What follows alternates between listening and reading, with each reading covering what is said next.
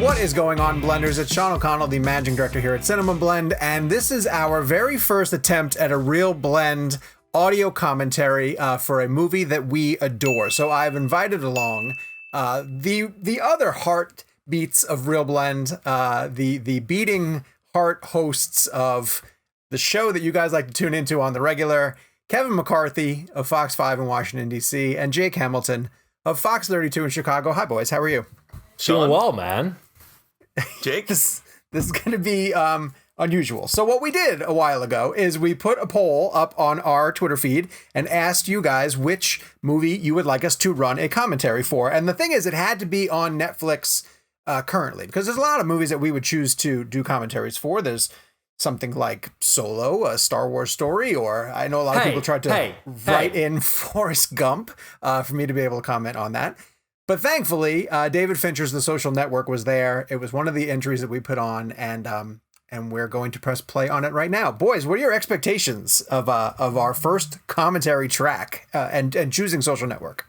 Well, also, I mean, keep in mind, this was, at our live show when we did our favorite movie of the decade. This was my number one. This was my choice. And even though whenever we all got to make a choice that was one of the options that people voted on, even though this wasn't my choice, because my choice was Road to Perdition, it's amazing that I lost, and the losing option that we're watching is my number one favorite movie of the decade. So this is a best worst case scenario for me. Yeah, I'm interested in kind of how the commentary will work. Are we going to be more reactionary? Are we going to be more like factual in regards to what we know about certain scenes? I think a middle ground of both of those I think would be fun.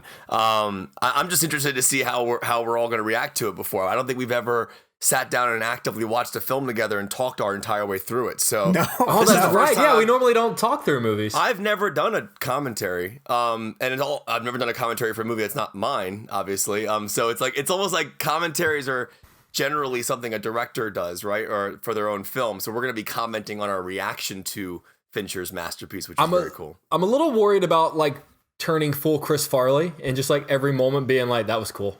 That was cool. That was cool. I also legitimately feel bad. I actually feel bad talking over Aaron Sorkin's dialogue. I just don't feel like that's something we're worthy of doing. But we're about to do that for 2 straight hours. And I'm going to point out that, because you heard him chuckle briefly, Gabe is joining us. But Gabe is going to be joining us via audio only to punch in with some humor, we hope, some trivia that he has compiled, and just observations as he goes through. Unfortunately, all my humor is visual, though, so it's only for you guys, I guess. It's just... He's very visually expressive, and we're the only ones that are going to get to see it. Yeah, you wouldn't have guessed. Very true.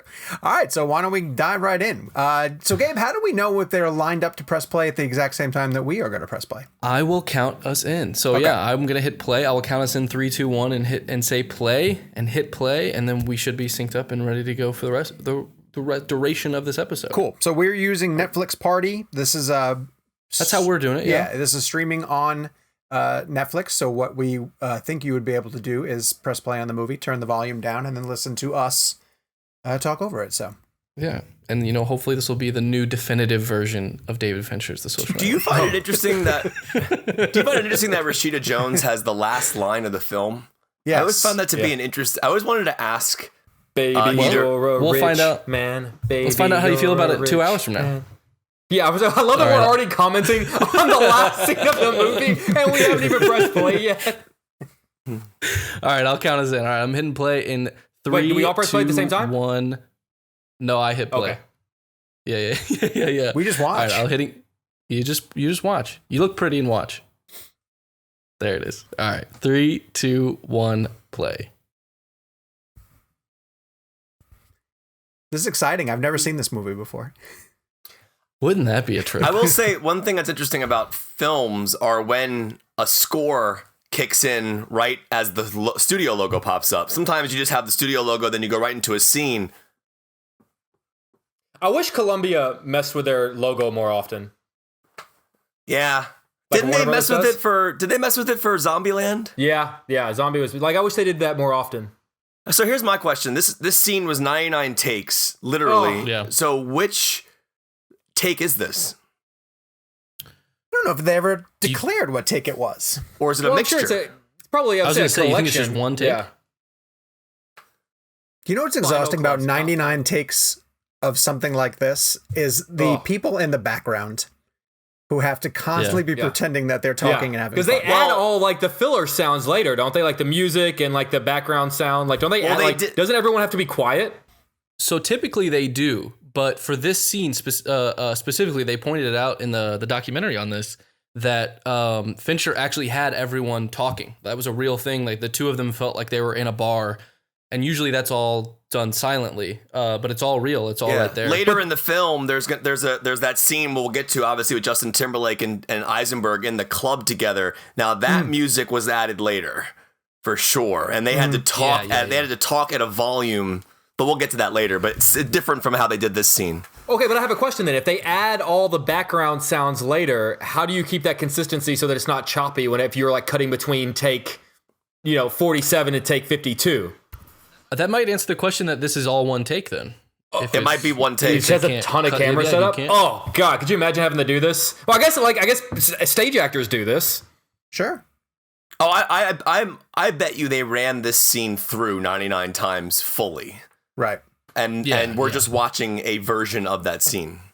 You would hope that at least one in 99 was pretty close to perfect. It's so funny because I always argue or talk on this show about 35 millimeter film, but I think Fincher is one of the few people on the planet who works digital into the way he tells his stories. I mean, considering Social Network is a digital story, it's about Facebook. Yeah. I find the clarity, but also the crimson colors of Jeff's cinematography to be just so fitting for this film. It feels like a digital film, and it's okay though because it's a digital story. It's about the digital age. So that's why I always found it interesting in Steve Jobs when Boyle did 16:35 in digital as the progression of time. Since this is present day, I guess at the moment, it would be digital. I think. Dude, this is lit so beautifully. Like, I could almost argue this looks as much like film as a digital film is going to get. That's because there's smoke in the bar. Yeah. So I think the smoke is adding the grain effect for you. If this was shot like in somewhere else, I would imagine it would be a little more clear. I do agree with you. It does have a film look to it, but I also feel, Jeff Cronenworth could have also added grain to the film as well. Also, I love Rooney Mara. I also love this piece of score because it's just a chill piece of music. It's just down. The boom, boom, boom. Score after this with like over the credits, I almost find like a horror movie kind of like it's almost like a scary score. Like after this song scene plays again, right? Is that what you're saying? No, like so when this scene is over and he leaves the bar and he's walking around campus, the score that plays then, and I'll bring it up in a couple of minutes, but like it almost feels like a horror movie. See, I always feel like I get like a weird, like we're seeing the birth of a monster kind of feeling. I know what you're saying. There's like it's the part where he's running to. Is this the part where he runs in his sandals in the snow to his room? That's later on when he. That's finds later out. on. Yeah, that's later. Isn't that when he comes up with the relationship status? I think the same score plays in that scene that you're referring to. This dialogue is so good. I've seen this movie so much. Like, I just want to sit here and just like say the dialogue with them. It's so good. Oh, I love that line. Dating you is like dating a stairmaster. What's interesting about this scene, by the way, is this, like any great dialogue, like I would put this in a reference to like a Heat diner scene with De Niro, Pacino. It's people acting with words that speak as if you're watching an action scene with full-blown intensity. Like this scene is basically people using words as bullets and firing at each other as dialogue versus guns. Yeah. And it's like you're watching an epic fight go down with just words. I was just thinking... Go ahead, Jakey. No, I was just thinking, like, this is my favorite scene in the movie. And then I thought, like, well, no, it's this other scene. And then I thought, oh, wait, no, it's this other scene. Like, I cannot choose what my favorite scene of this movie is. I think my favorite line in the whole movie is, does that question, what is it? Adequately does it adequately answer your condescending question? That sounded like a fart, by the way. Did you guys hear that? It did. I was going to point out that this scene is beautiful. The whole structure of this screenplay is impossible. It's virtually impossible. It shouldn't exist. But basically what you realize when you know the whole story is that this conversation that kicks off the movie is his motivation to create everything that he creates. Yeah, that's his origin getting story. Slighted by her. Yes. And Fincher and Sorkin figure out the perfect times to bring her back in to remind him, like, no matter what you're accomplishing, here's this girl who rejected you that sent you down this path to create this site that allows people to rate other people. I have a question for both of you. Why do you think he italicizes the first names of the talent? Is it a visual thing? Because Fincher is known for his openings. Obviously, Fight Club is one of the greatest openings of all time. But I have to imagine there was a reason why he gave the first names italics. And I would imagine maybe it's probably a visual thing, right? I never noticed it. Yeah. I honestly never noticed it. Yeah. I was actually going to ask that. Is this his most like subtle? Because his opening credits they're always notable, but this is like the most. How did the game works. open? It still feels. Say that. How again? does the game open? I don't I don't know remember. if I remember. I think I want to say the game is more similar. Like it's definitely. I don't think it's like a this? 7 or a Fight Club opening. I think it's more similar to this. 7 opening is aggressive. Wait, This is still really subtly themed in that it's like they're loading on like an old internet connection. You know, like it's still. Oh, I like that. Wow. It's still personalized to the film, but it's not as over the top as, over the top's the wrong word, but not as like bombastic as most of his other openings. Guys, I love that we are doing this. Yeah.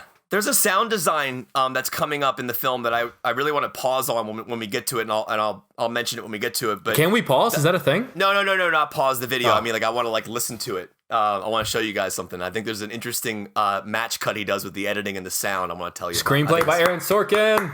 So this is the one you had Sorkin sign? Yeah, I have the front page of this script signed on and framed on my wall with my picture with Sorkin. And because like during award season, the 4-year consideration, like we get a lot of 4-year consideration scripts. And I had just interviewed Sorkin for this. And then a few days later, got a hard copy of this script, the 4-year consideration. And I considered this to be like one of the all-time greatest scripts. And I held on to it for almost 10 years, thinking like, if I ever see him again, I'm going to have him sign it. And he came into my studio and I interviewed him for Steve Jobs. And I brought it in. And I brought that thing with me from Texas. And by that point, it was like kind of beaten up or whatever.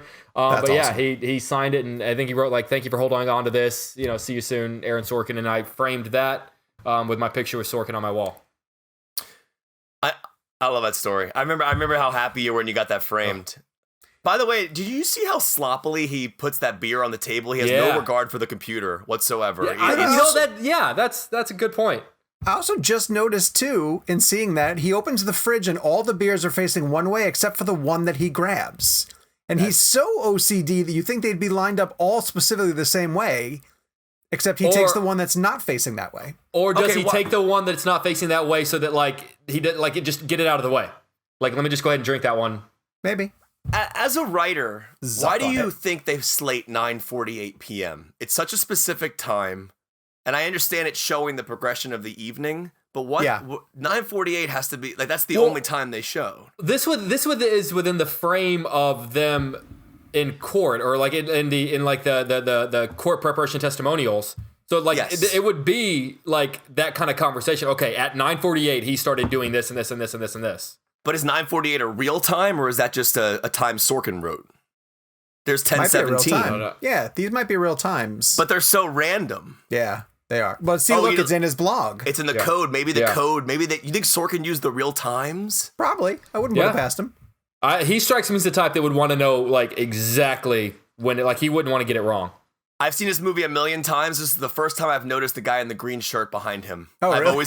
I've always focused on Zuckerberg in that sequence. I never noticed the green shirt.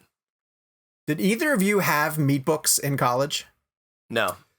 No, so when Facebook kind of started coming around, it was my senior year of high school, and I remember people wanting to like hurry up and graduate because you used to have an EDU email address to sign up for Facebook. You used to have to be a college student. And I remember people going, I cannot wait until I get my college email address so I can sign up for Facebook. There was like this website everyone wanted to sign up for. And then whenever I got my University of Houston, like jake.hamilton@uh.edu, then I could finally sign up for Facebook.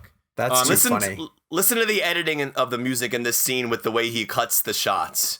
It moves like a music video. It is so fluid and so perfect.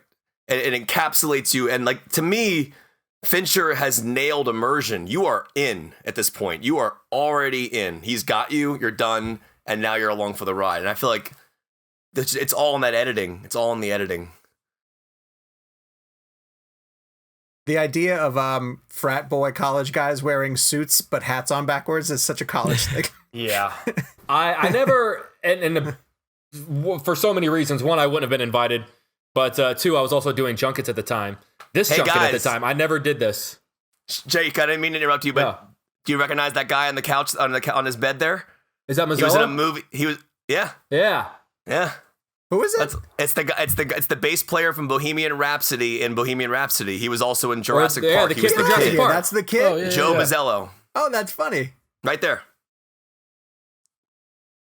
So we had a meat book my freshman year in college, and you held on to it all year long because you used it to meet people. Like you Wait, was it a legitimately used physical to. book?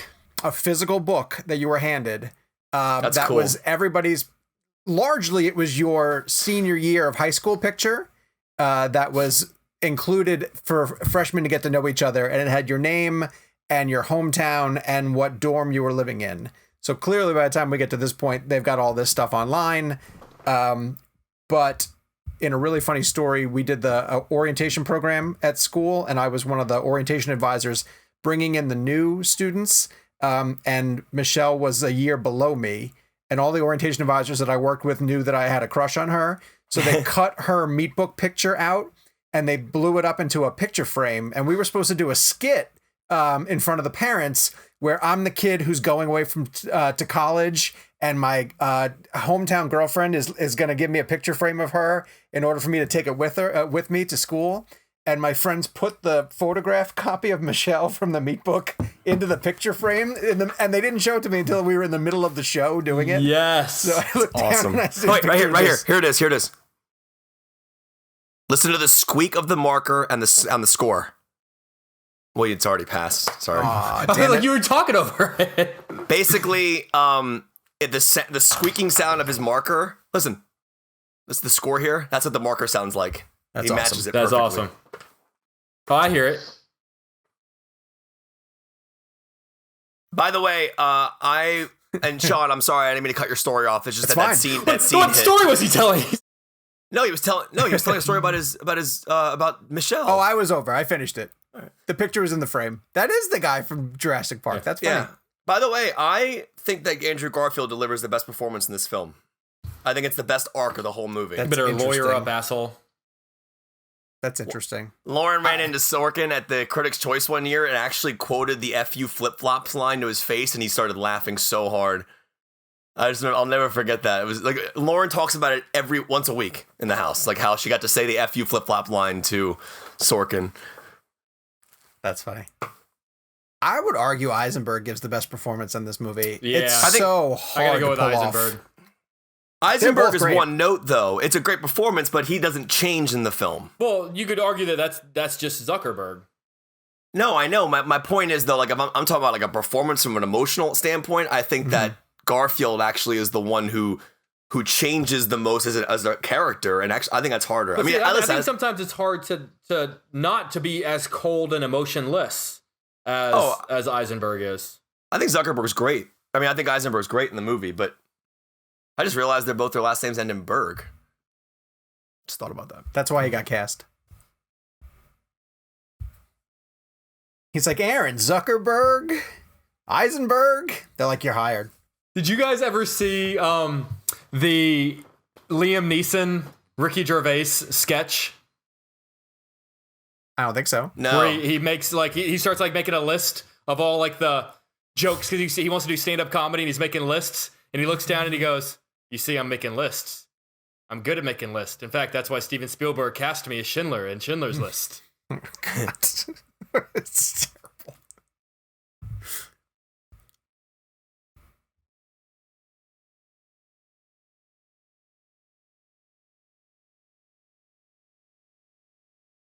I love this line. This would be more for the Super Bowl line.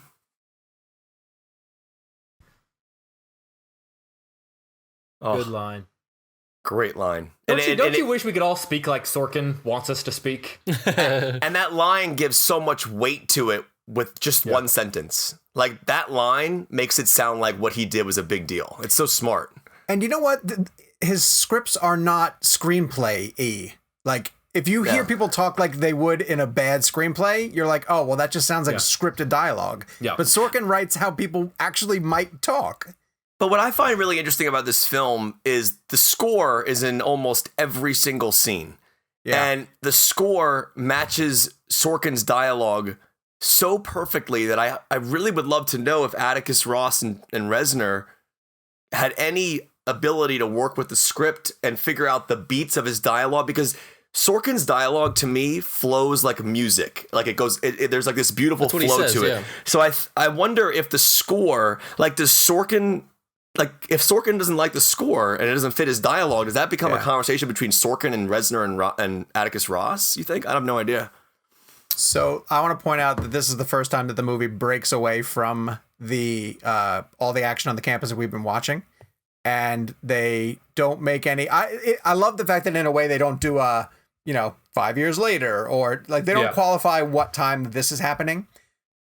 And I want to point out a couple of these examples as we go through them, because now we're tracking the court case. And then at one point he's going to say, I'm in the middle of 2 court cases right now. And that's where they start to roll in the Winklevosses and all that stuff. But there are moments like when later on when we get to the point where they have the fraternity that Eisenberg was pitching when, well, I'll just talk about it when we get to it. But it's amazing to me that in the middle of a scene, it'll cut back to what's happening in the past, what they're talking about during the court case, back to the scene in the past. And I just can't wrap my brain around how Fincher was like, okay, well, we don't need this part of the conversation because we're going to do it in the courtroom. Yeah. So I need to get your answer to what is going to be said in the courtroom. And then they would only shoot Andrew Garfield at the party, giving that portion of it. Like that's blows my mind. It shows great control. But also one of the things I like about this. Let's talk about how. I was gonna say how good this it was 2010. And they replace his face and how good it looks. I'm telling you right now. So I walked out of this film the first time I saw it, and I remember going up to the Allied representative, the person who was asking for quotes, and she said, "What'd you think of the film?" I said, "The people who played the twins, the 2 guys, were phenomenal." And she was like, "Well, that's just one actor. His name is Armie Hammer." And I'm like, "What?" I had no idea. So Josh Pence is the gentleman who plays the other twin. And he actually has a cameo in the film. I'll show it to you later on. So I was talking to Lauren about this. Apparently in the documentary or the Blu-ray, when Josh Pence was cast, I think they were originally, I think this is true, they were originally going to have both of them play the characters, but they weren't going to be identical. And then they eventually decided to face replace him so Armie was identical because the Winklevi later. It's a really sad story where they were screen testing and everything as fraternal twins. Yep. And he got a call from his agent and they're like, "Hey, they might be replacing your face with Armie Hammer." Yeah. I mean, and these shots are unbelievable. It was before they shot it. Like Gabe said, these shots are unbelievable because by the way, that sandal shot, I always wondered if Josh Brolin's sandals in Sicario were a little bit of an homage to that. I just don't care kind of attitude. So Josh Pence, he sits there next to Armie Hammer. The face replacement, as Gabe was saying, is absolutely incredible. It looks flawless as you watch those 2. I think the line later, "I'm 6'5" and there's 2 of me. Oh, so great. I'll point out Josh Pence is cameo. Yeah, I want to see where he is. He's in the scene. Remember when Jesse Eisenberg? Oh, we'll get to it. Is this Hammer's first movie? Or was he in something before this? It was his breakout. I don't know. Yeah, not to a point where he would have been recognizable, I guess. Yeah. I interviewed him. I think it was the first time that I remember seeing him. I always feel like he hasn't quite connected with people. I almost feel like maybe he needs to take a Colin Farrell route where like maybe he's not going to be in like the big Lone Ranger type of blockbusters, but maybe more like independent films. Yeah. Like I thought he was great in Sorry to Bother You. So maybe more films like that. Mm-hmm. What I love about this movie though is that like it doesn't dumb it down. Like it almost demands that you keep up. Like it's gonna change between a couple of different storylines. The dialogue is crazy fast, and it's not gonna slow down for you. Like it basically says like, look, I'm a good movie, and if you care enough, you'll pay attention. Put your phone down and follow along. Do you guys know the inaccurate line of dialogue in this film? No. All right, it's coming up. It's coming up in a little bit. It's actually factually not correct the way it's said.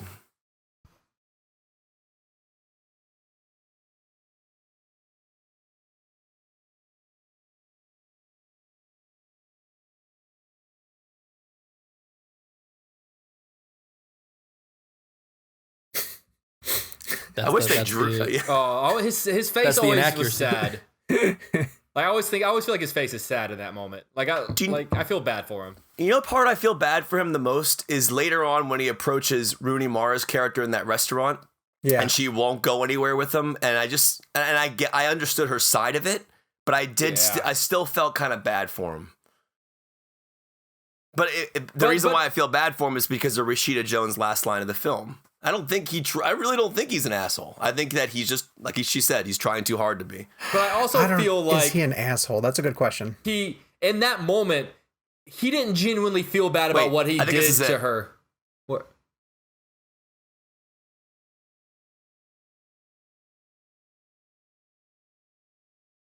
It's about what they do in school. I don't know if it's here.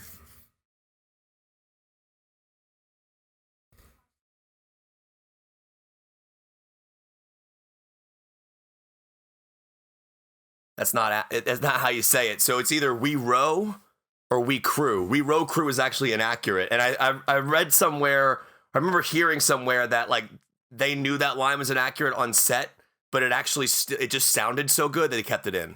Interesting. That's weird that I guess maybe they did a few dozen takes, but the Josh Pence actually rode crew at Dartmouth. He did. Right? I think he said against the Winklevi. Did in real life. So that's kind of weird that would make it, because he was there on set. I know. Well, no, apparently on set, it got brought to the attention, and they still and they kept it in. That's what I've heard. It does sound more. It sounds better. Kind of. Yeah. We row crew sound. Well, the reason why I feel like they kept it in is because it fits the Sorkin arc of dialogue. Yeah. We row crew. It's like we row crew. Like you can't say we. I guess you could say. Well, but wait a second. You don't even need the line. Why does he have to point out that they look like they hit the gym a lot? Doesn't pan out to anything. We row crew. I like that line. I don't think it's necessary. Well, doesn't it harken back to like the conversation he just had with Rooney Mara, where he's talking about like what guys who row crew look like? Oh, and then that's what they look like.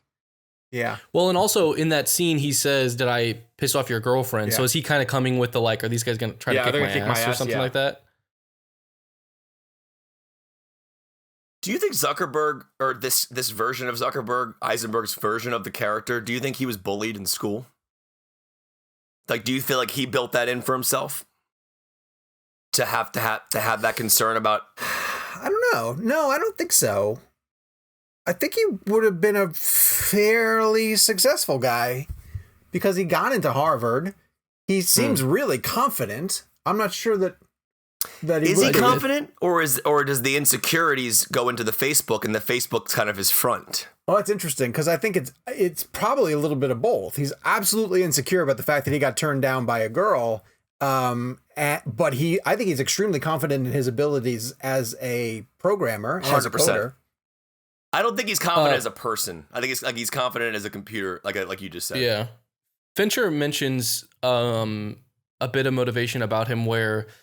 Like when it gets to the scenes where Eduardo is like trying to get into that frat or whatever and like going to those parties, and he talks about from Zuckerberg's perspective, he worked his ass off to get into Harvard, and he thought like, okay, I'm in Harvard now, I'm a part of this. He's like, and now I have to work to be a part of this thing that I can't be a part of, and so that kind of makes me think that maybe he wasn't all that confident or popular. Maybe he was picked on kind of thing. I don't think he was. I get a vibe that he had a hard time in high school. Yeah. And has a chip on his shoulder because of it? I don't know if it's a chip. I think he actually was damaged by it. And I think Facebook comes out of an insecurity in himself. I think. At least that's the way that Fincher presents it to me as an audience member. But oh, by the way, Lauren, I have to give my shout out to my wife. Lauren is obsessed with the way Andrew Garfield dances into this scene. Watch, like he does like the side thing. Watch.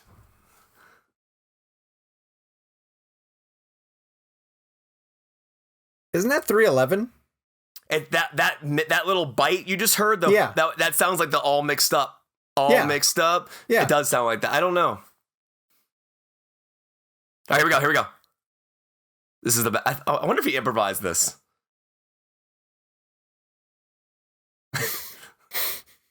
It's so good. It's perfect. I honestly don't. I just feel like if it were any other director, I'd be like, oh yeah, he improvised that. But I feel like Fincher, I mean, he's the guy that does 100 takes of each. Like he controls every aspect. It's Fincher and it's Sorkin. It's like the two people that it's like, don't touch my process. Look at the color of this film. It's just so perfect. I'd also like to remind everyone, this did not win Best Picture. No, nor did it win Best Director. Won Best Screenplay, right? Yeah, Screenplay. Is that it? Is that all? No, and score. It won Screenplay and Score. Yeah, well, Tom Hooper paid for it later. That guy in the DJ booth was jamming. All right, so here's an example of what I'm talking about, where they're going to cut back and forth from this conversation to the courtroom. Is the breath real or not? Yes. No, probably not. No. I'd say so. I'd say no. It might be added, but it was cold. Pretty good CG breath. Yeah. Look how good it looks. I don't think breath looks like that. It looks like CG. Yeah. They did shoot this, though, in Boston in the winter. Yeah. It might be. Yeah, this scene. Can I point out something about sound mixing and editing real quick? It's such an important quality to a movie.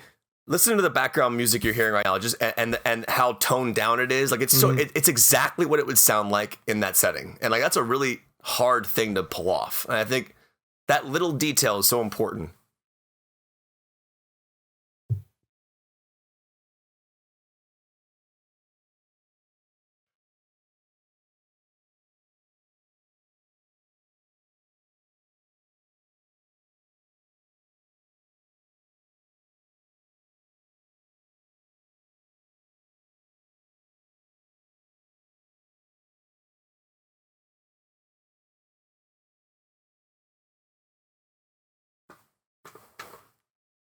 Hearing that line over and over again, and revisiting it 10 years later, it does stupefy me that the Facebook model just asks us to provide a lot of stuff. Yeah. And we just do. It's kind of one of the terrifying. Remember that episode of South Park where they do the human centipede? And like you sign an agreement for Apple, and you have no idea. Is it like everyone? The irony that like everyone reads every word. It wasn't like Kyle's the only one that doesn't, and everyone's like, "You don't read the Apple agreement."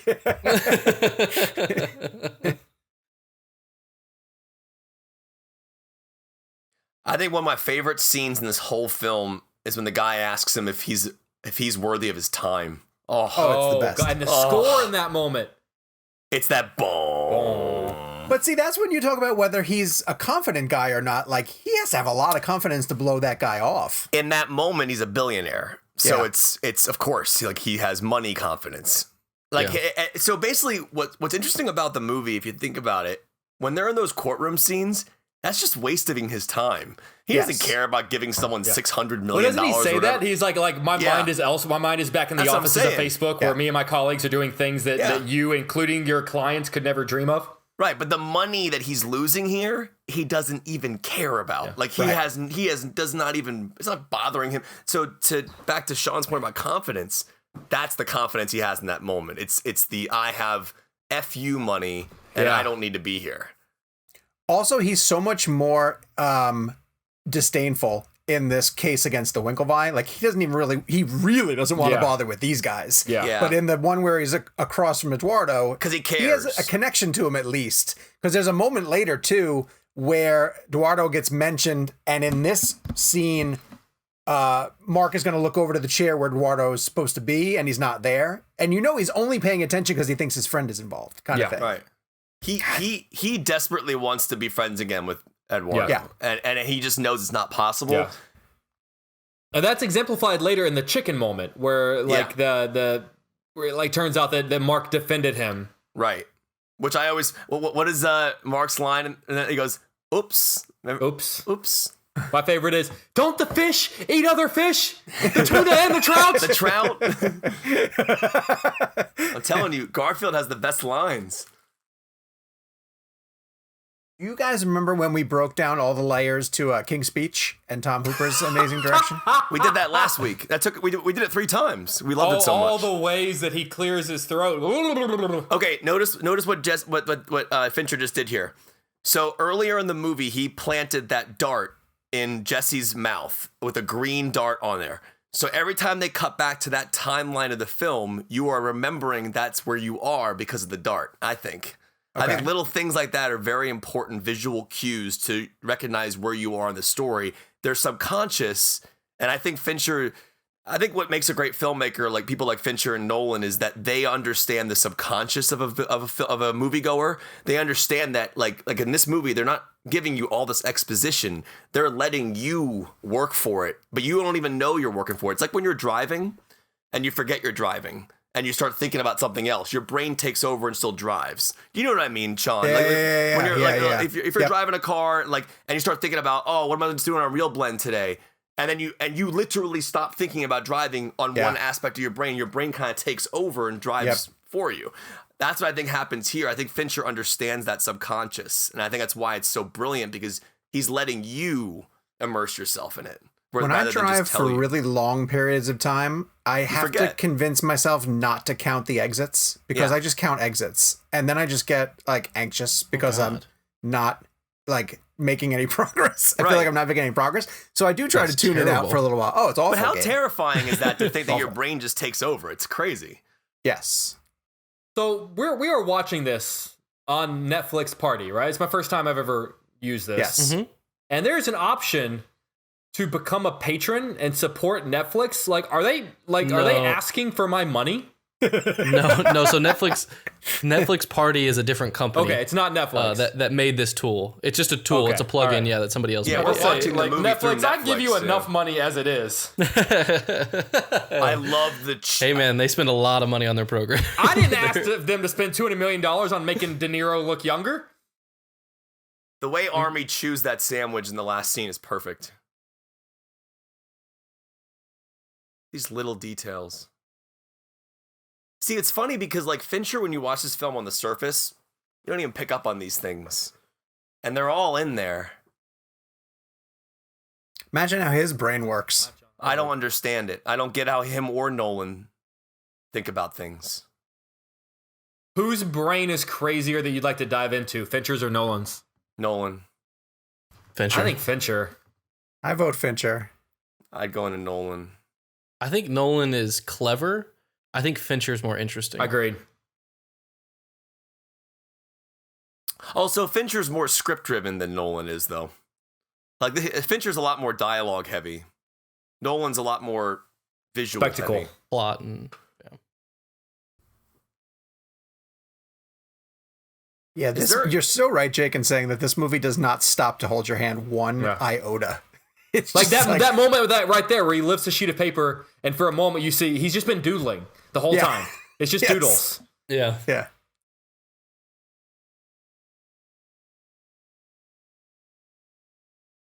That's such a slight.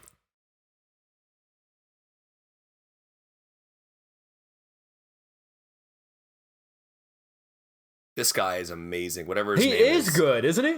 He is good. Phenomenal. He deserved an Academy Award for his performance. He's so good, and he's so understated. I'm trying to think of what I remember him in. Max Minghella is great.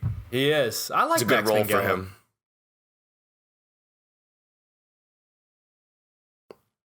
I think I made it this far into the movie before I looked at Rashida Jones and thought, is she going to talk at all in this movie? I knew who she was. But she hasn't had a line of dialogue yet. It's just, she's odd to be in the background because she's so recognizable. No, she spoke a little earlier. There was a shot earlier where her and Zuckerberg were in the office. It was actually the exact same setting that ends the film later. I think that's coming up because they take a lunch break. It already happened. Did it really? Yeah. Oh, see, I'm so engrossed in your guys' stories. So Joe Mazzello, I'll tell a quick little funny story about him. Jake and I were in Vegas for Bohemian Rhapsody, and he was in a room with 3 other people from Bohemian Rhapsody, and I think I've told the story before, but he's outside the door taking a break, So I go over to him. I'm like, hey, man, do you care if I just geek out a little bit with you about Jurassic Park? Well, I can't really do it when we get in the room because there's too many, you're in there, Rami Malek's in there. I can't do that. So I said, he goes, yeah, sure. What do you want to know? I was like, how did they eject you off the fence in the first Jurassic Park?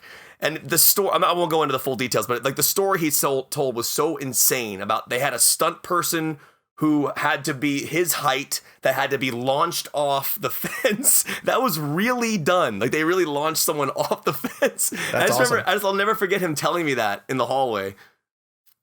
He's like, Spielberg hurt me. Worth it. He actually electrocuted me. Well, he didn't jump off, the stunt person did. It was still cool.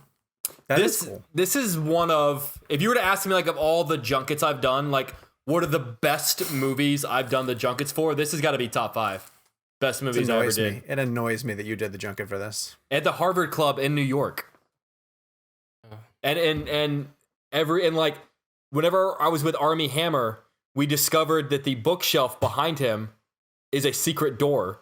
And so like we spent half of our interview like trying to figure out like, wait, are there like secret freaking tunnels through? And which would make sense that a building like that would have that kind of thing. But like we discovered it mid-interview. The only thing that makes it okay that you did this junket is that you didn't get Fincher. Didn't get Fincher. I have a great story about Sorkin though. So I asked Sorkin a question, and keep in mind, like that was near the beginning of my junket career. So like I was still kind of like, I didn't have the guts to like push for an extra. Like if I was getting the rap, I rapped. I didn't really feel like now I'd be like, okay, I'm asking another question. But I asked one question to Fincher, and he spoke the whole 4 minutes we got answering that question. And one, I'm not going to, Sorkin. I'm not going to interrupt Sorkin. And also, like everything he was saying was gold. It was just like to one question. And the person that was giving me like the time cues kept like aggressively rapping me. And I guess like I kept like darting my eyes and like kind of being scared and sort of like kind of giving like I don't know what to do. Yeah, and, like he wants you to interrupt him. So, He's like, tell him to stop. So in the middle of his like answer, he like stops and turns around and goes, "He is not tying this room up. I'm speaking to him. When I'm done answering this question, he can go. But like you're clearly like distracting him. Please leave him alone so I can finish speaking to him." Oh my God. And then like awesome. turned around and goes like, "Are you okay?" And I was like, "Oh yeah, I'm good. And he goes, and then like probably talked for another 2 minutes. And then on the way out, he let loose on whoever that poor timer was.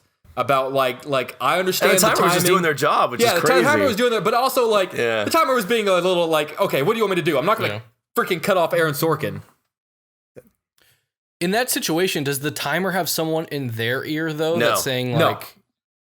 I mean, the timer is responsible to like publicists who are going like, "Why are you running late? Why are you running late?" But the timer doesn't have anybody. Yeah. I've had timers stand up and interrupt my interviews. Yeah, as have I, and I think that is the most ballsy, inappropriate thing to do. When he was going off on the timer, did it sound like an episode of West Wing? But they weren't walking and talking. It would have made more appropriate if they had gotten up and were walking together. He asked him. He said, "Sir, can you join me in the hallway?" And they walked down the whole hallway. You guys ever see the episode of 30 Rock where Sorkin is talking to Tina Fey, like Liz Lemon, and they start to have a conversation. He like cuts her off and he goes, "Walk with me." And they like have the conversation together walking down the hallway. That's it's great. Funny. Why do you think they chose All for Ones, I Swear here? I don't know, but I like that song. No, I love the song. That is a good song. No. I'm not saying it was a bad song. I'm saying thematically, why do you think they chose it? I mean, isn't that's the kind of song that a college a cappella group would sing? At the time, sure. Wait, not that? Wait, what year is this? 2005? No. 2003? Early 2004. All for One is like 2004. 90. That song came out in like early 90s. Yeah, but like, but a cappella groups sing songs like that.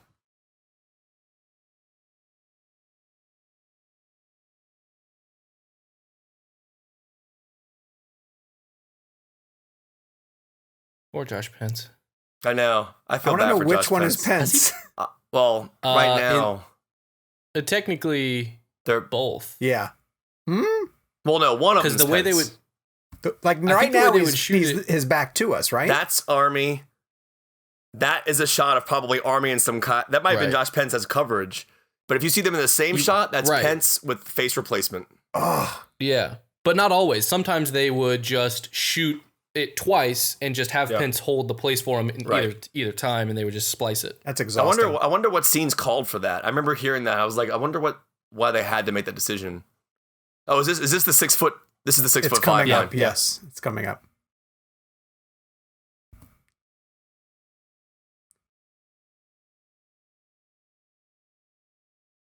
That's a great line. An underrated line. What's the F-bomb in this movie?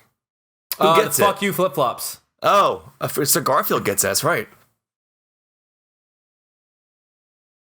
Isn't there more than one? I think there's 2 in this one. Doesn't Timberlake get one? I don't think. Does Zuckerberg get one? Does Rooney Mara get one in the middle in that scene? No, she just calls him an asshole, I think. Not at the beginning. In the middle. Oh, I don't know. I don't think so. Ooh, this line coming up. Yes. That's great. Yes.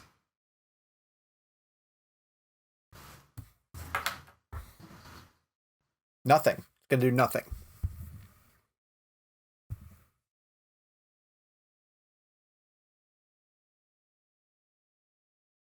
Yes. So I want to back up just for a second, because when they say 650 people signed up for the site, when I first heard that, I was like, oh, that's nothing. Like 650 people, Right. On a website. But I guess in 2003 or whatever it is. Sure. But then all- when he but also they're all on contextualizes campus. it. Yeah, true. But when he contextualizes it and says, I couldn't give drugs to 650 people, in that analogy, I was like, oh yeah, that is a lot of people. It's a lot of Just giving people. out drugs A for lot of free. people. 50 people's a lot of people. Yeah. Well, that's why when I always hear Right. of like people that have birthday parties and like 300 people showed up, I'm like, I don't even like I don't even have 300 people to invite to a party. Right. Well, and you got to think in this scenario, it's largely word of mouth because there's no notifications. There's Yeah.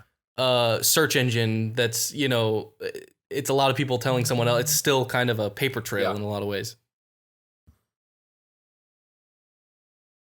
See, I missed that. Gentlemen of Harvard. And we were when gentlemen. people of had Harvard. scruples. Yeah.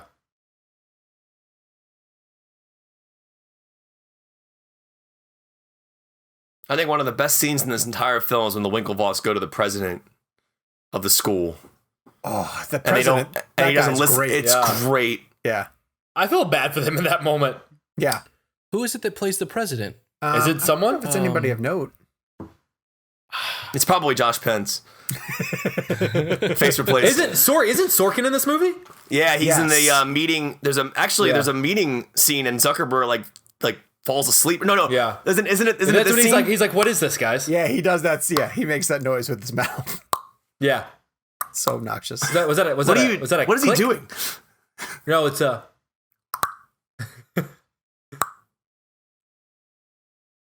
I wonder if those cameras were actually running. I would say no. Knowing Fincher, they probably were. There's no red light on though. Oh, is this where he looks at Warno? Yeah. Yeah. Oh. That shot alone is smarter than what most people can get into their entire movie. Yeah. Also, that's the first time they addressed the amount. $600 million. I'd love to know how much he got. Yeah. We I don't bet find you- out? He It's was undisclosed. non-disclosure. Winklevoss, we know they got 65, I think. Million? Yeah. Did they really? Oh yeah. I mean, he Okay, did steal their idea. I was saying, I'm going to ask, is that all? That's all they got according They to this. stole his idea. All right, let me ask you guys this. Did Mark Zuckerberg steal their idea? Yes. Yes. In this story? Now, In real- you can it- you can steal someone's idea and make it better and take it further than they would have, but he stole their idea. Yes. Well, Gates didn't shoot this scene, did he? Eisenberg's line is so good. It's so good at this when he says, like, I can't just make a chair and then say that he owns the right to all right. chairs. Yeah. He said he came up with a chair and I made a better chair. He said it's something like that. Right. It's so I mean, he was good. already kind of messing with it with Face Smash. He knew it was already in his head. He would He would have gotten there. He would have gotten there. He just that was what. All right, Josh Pence is. It's the fun gray area of intellectual property. Yeah. All right, so their sex scenes are where Pence shows up. Oh, really? Yeah, I'll show you. It's a bathroom shot. I think he walks right by them in the bathroom hallway. Yeah. That's the guy who was supposed to play the other twin on camera and then was told that, oh, we're going to face replace Armie Hammer. Could you imagine that call? No. Imagine what it feels like to be an unknown actor. I'd still do it. And you book like a pretty major Fincher role in the next David Fincher movie. And you're fucking living it. You're high on life. This is the best life you've ever had. And your agent calls and says, well, we're going to cover your... I have good news and I have bad news. You're going to be really handsome in the movie. Yeah. I like when they give and this... Has he been in anything since? I don't think so. Has he been in anything in the last 10 years? I don't know. I don't even know who was speaking. I showed up late.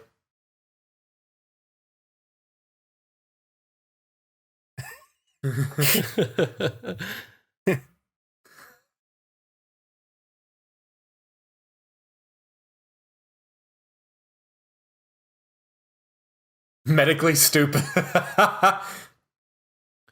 So Josh Pence was in The Dark Knight Rises. Wow. He plays young Ra's al Ghul. And there's our full circle back to Nolan. Yeah. He played... Yeah. Oh, I love the part. Oh, this is the line right here.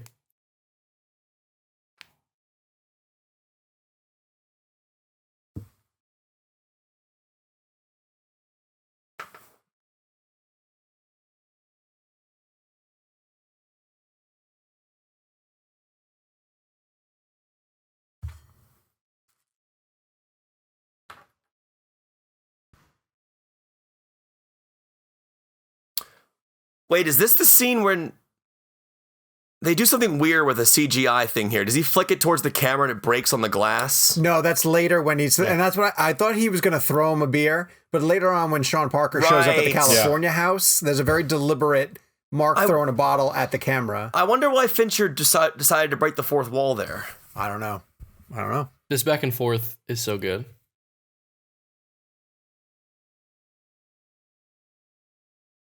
This is when he realizes the devastation of how brutal this is going to be. I want to point out something really subtle that happened there too. When he says that the site is cool right now, and if you put up pop-up ads for Mountain Dew, it's going to make it not cool, which is a very blatant product line drop. And when they cut back to the courtroom scene between these two, on the table in front of Mark is a can of Mountain Dew. Really? Wow. Yes. That's probably just smart product placement, like you said. Wow. Or it's also deliberately saying that the cheap pop-up ads that will eventually come up between them that divides them as a decision about we got to monetize the site versus he wants to keep it cool is also separating them at the table where their lawyers are debating about how much money they belong to each other. But how do you get approval from Mountain Dew to diss them like that? I don't know.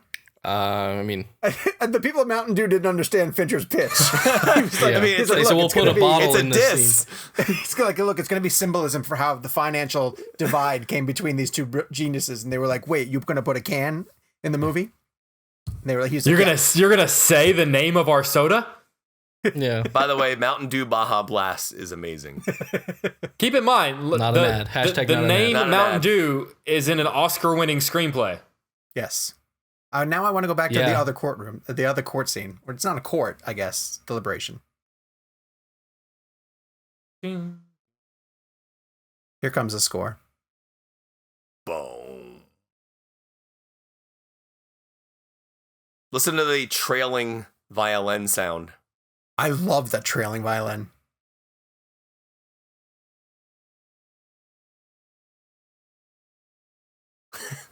Oh, here it is.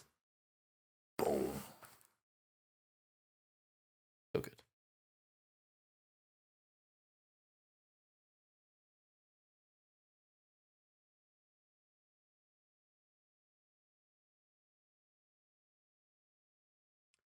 Why did he choose that, Kev?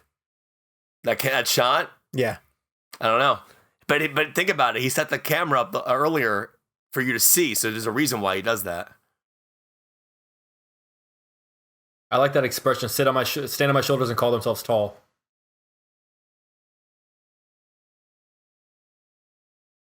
It's This is more evil than anything Lex Luthor ever did in Batman vs Superman. Even though I love that movie. Ugh. Oof. I wonder if that guy was there to have that reaction shot. I wonder if Eisenberg was across from him or they did it on a separate day. Just his eyes, the way he moves his eyes in that moment. I think you hire that guy when you can't get Alan Alda. When can you not get Alan Alda? I don't know. Is Fincher a guy that lets his actors drop off in the middle of coverage? I don't think so. Or is he a guy that just you're there? I bet you're there. All right, here's Pence. Here's Josh Pence. Hold on. Not yet. It's the guy walking out. And you'll notice that you do not recognize his face the way that you would Armie Hammer's face.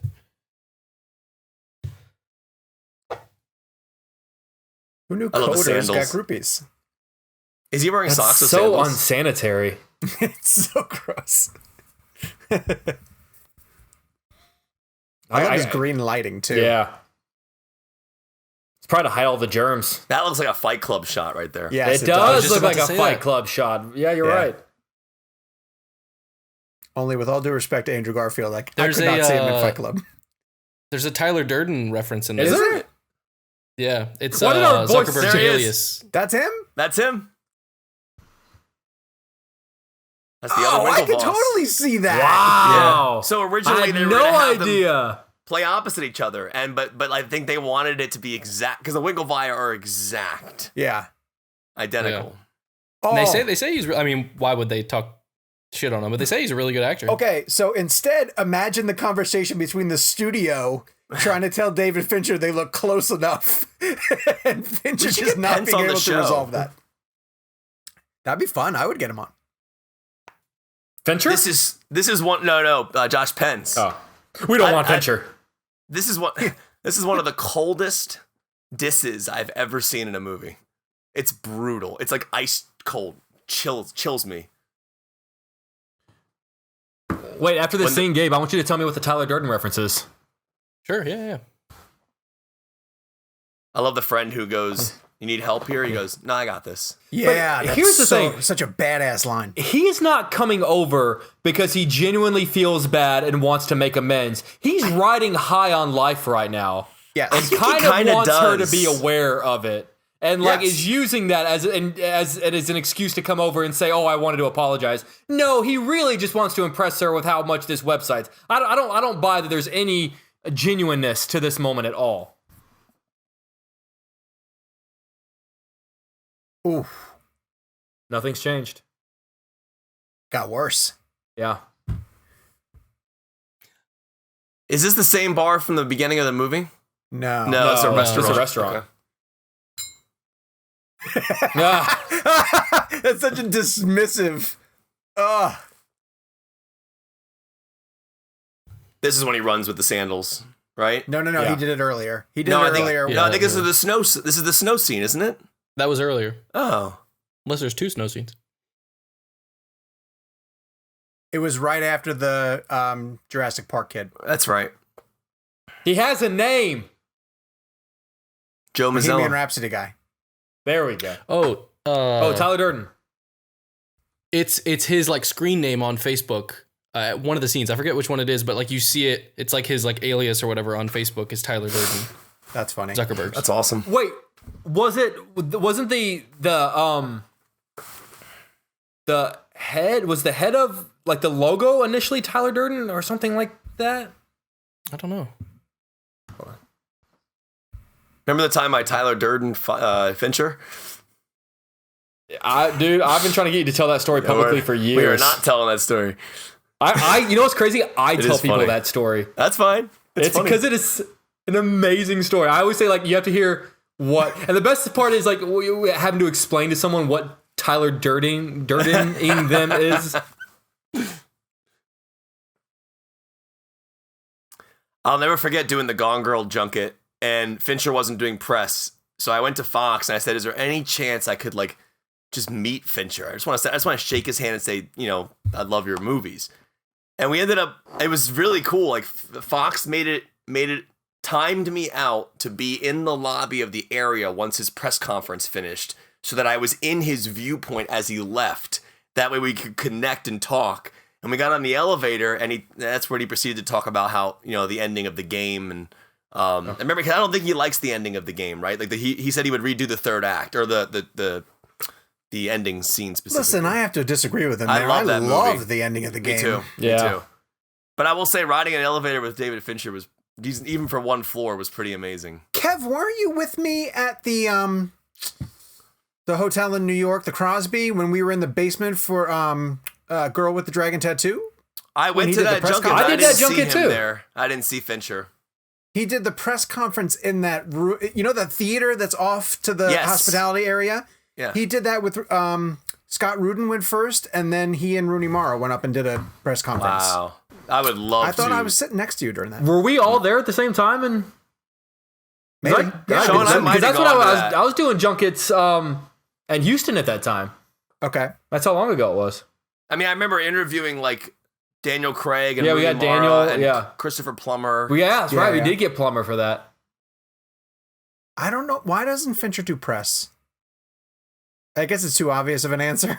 I just wish he would. Does he not want to talk about his process? I think we've seen the end of he basically told us that was the case, but I think Tarantino's done doing TV junkets. You think so?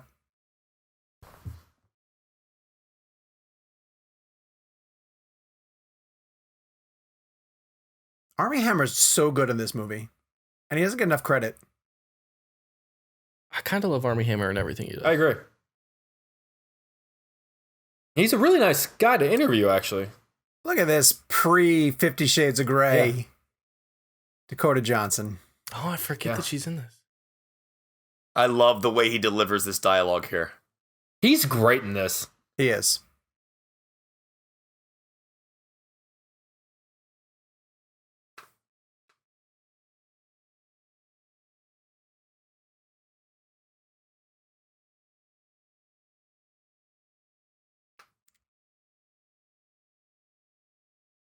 To be fair, he remembered a lot. You can't knock the guy for forgetting one thing. I got a message from my boss. Just 1 second, guys. Sorry. You guys keep going.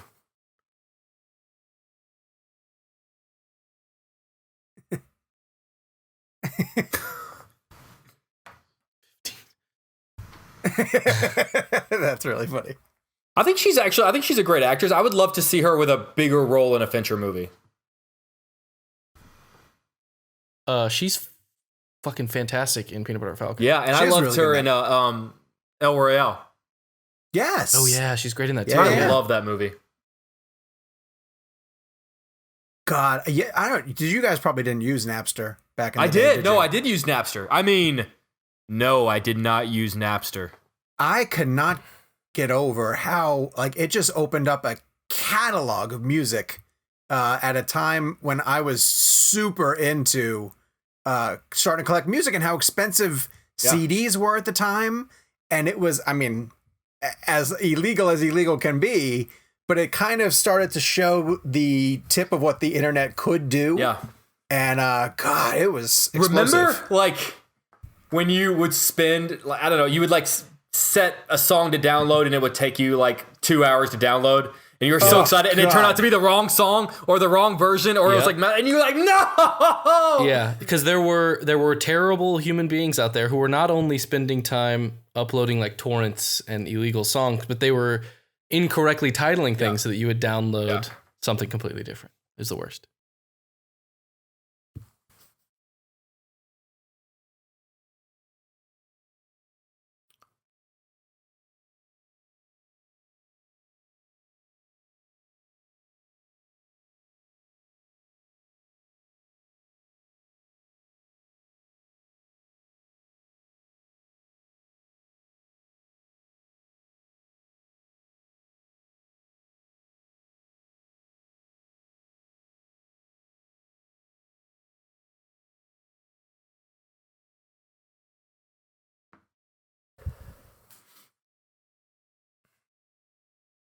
Sorry, I had to send my boss an email.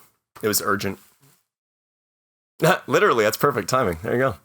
Yeah.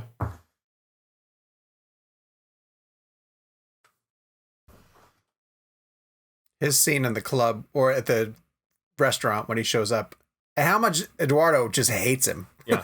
Just distrusts him from the beginning and just absolutely hates him is so good. We're sitting in chairs.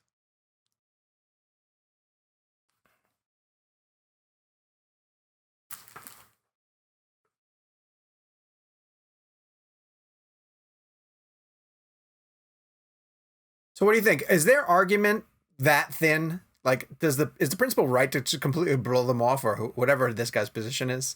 Or should he have intervened at this point? I think he should have followed up a little bit more than he does. I don't think he should be as dismissive as he is. But on paper, it probably doesn't sound like that big of a deal. Like, we know it's a big deal because we know the context of it. But at this time... Like what Facebook becomes. Yeah.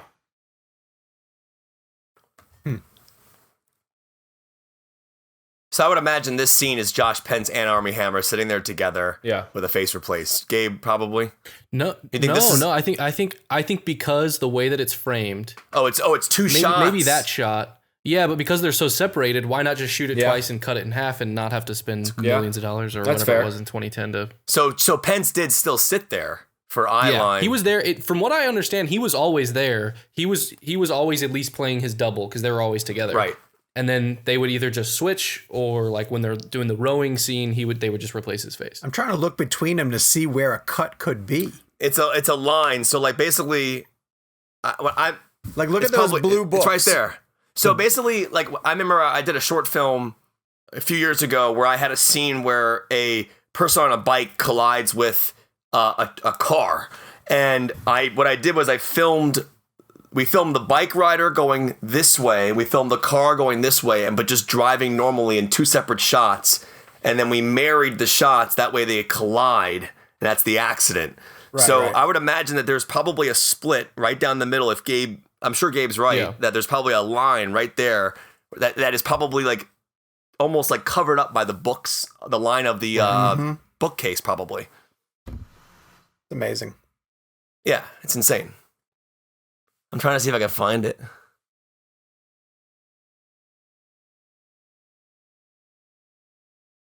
So Hammer had to do this scene as both characters, which is crazy. Imagine how many times. And he also has to keep the tone of the dialogue right. He has to respond to his brother.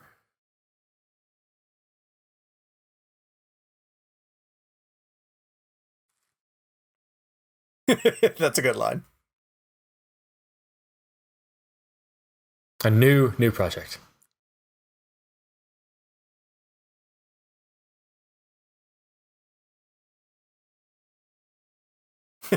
I'm saying.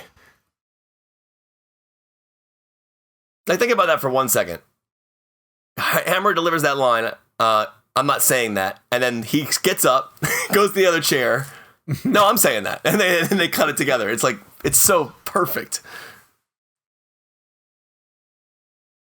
I thought they were actual twins when I walked out. I really did. Yeah. Same. That was honestly one of the most mind-blowing revelations I've ever had about a filmmaking moment. Could you imagine if there were twins that were both as good as Armie Hammer? Yeah. I thought you were going to say as good looking. Could you, Gabe, could you imagine if there really was 6'5", 220, and two of them? Seriously. I'm sure they're out there. I love how it keeps spinning. It's like the Inception totem. Cool. Yeah, everything's fake from here on out. Nolan. $1,000 got them this far.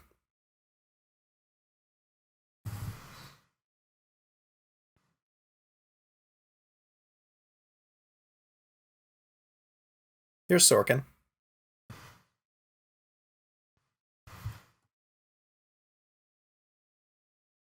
There he is. Yeah. Wait, Sean, are you ahead of us? No. I meant he's coming. Oh. Yeah. I meant his scene was coming up. Do you know Fincher made him do this? Made him do what? The scene? The scene, Oh, yeah. really? He wasn't originally he didn't like write himself into it. Fincher made him do it. Really? Mm-hmm. A glottis. What is this, guys?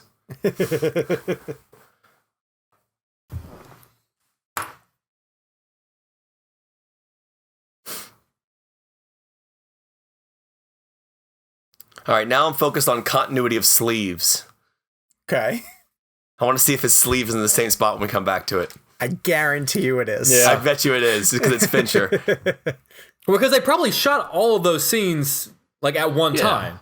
Yeah, I know. He could move his arm.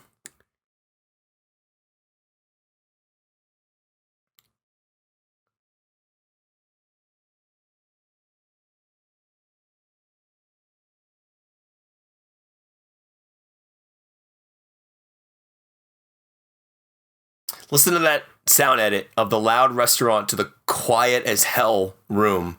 That is such a jarring cut of sound that is also very... It speaks to the... It just speaks to the design of it.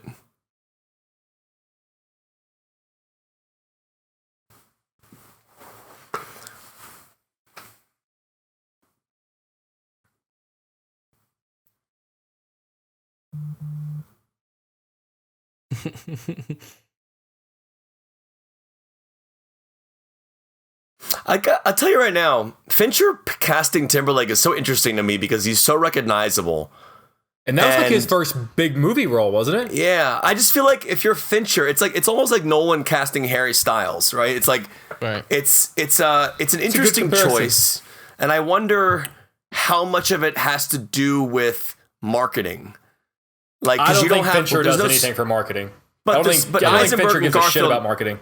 Nah, see, I would argue that Nolan casting Harry Styles is a marketing move. I don't think Nolan cares about marketing. But why would Nolan just randomly cast one of the biggest music stars in the world? I saw it in an interview. He said he didn't even know who he was. That's not true. I mean, I'm not saying it's not true, but his daughters knew who Harry Styles was. I don't think that Nolan knew who Harry Styles. He knew who One Direction was, and clearly when he cast Harry Styles in the movie, by that point he knew who he was. All right, but I'll argue this point. I don't think either Fincher or Nolan would jeopardize a role in their movies. I agree with that. It's a big role. Unless they don't think that person can pull off. Because, I mean, I'm going to argue that Timberlake is fantastic in this part. Timberlake is if he amazing. got an Oscar nomination, I would have been totally fine with that.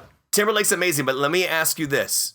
What did Harry Styles have for that role that he needed Harry Styles for?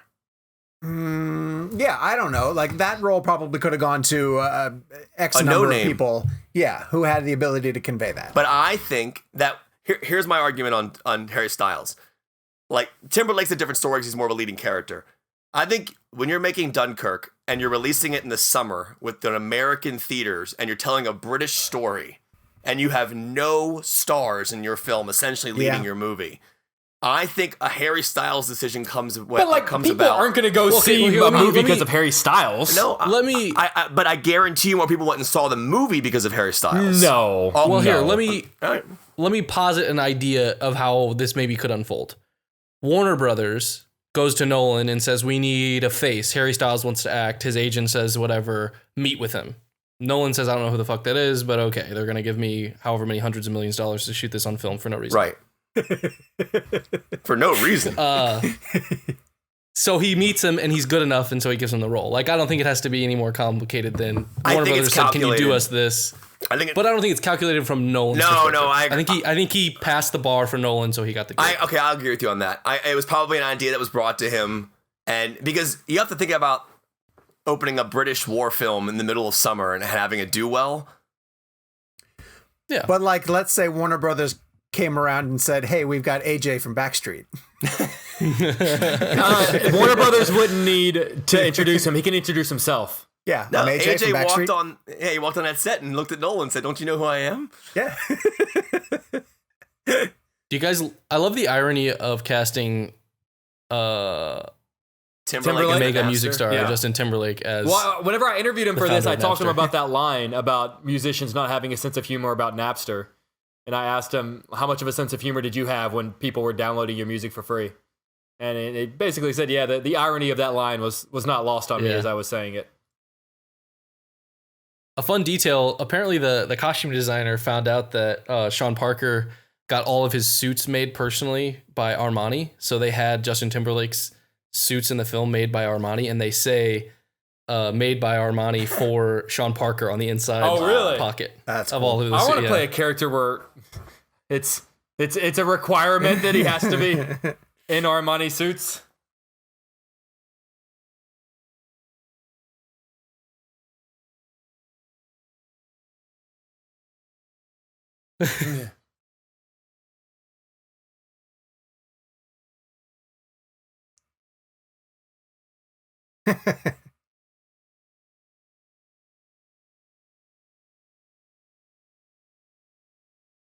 Listen to the score in the back. Yeah. Even the score is getting aggressive. It's like a guitar solo.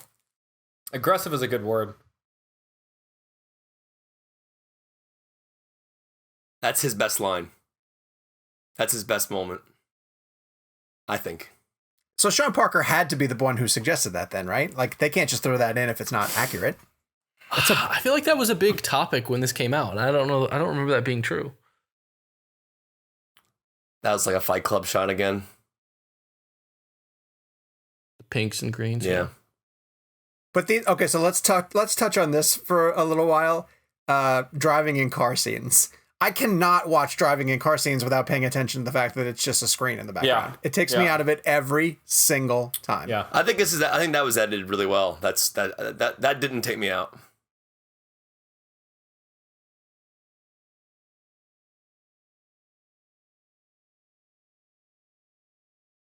Look at the yawn. So bored.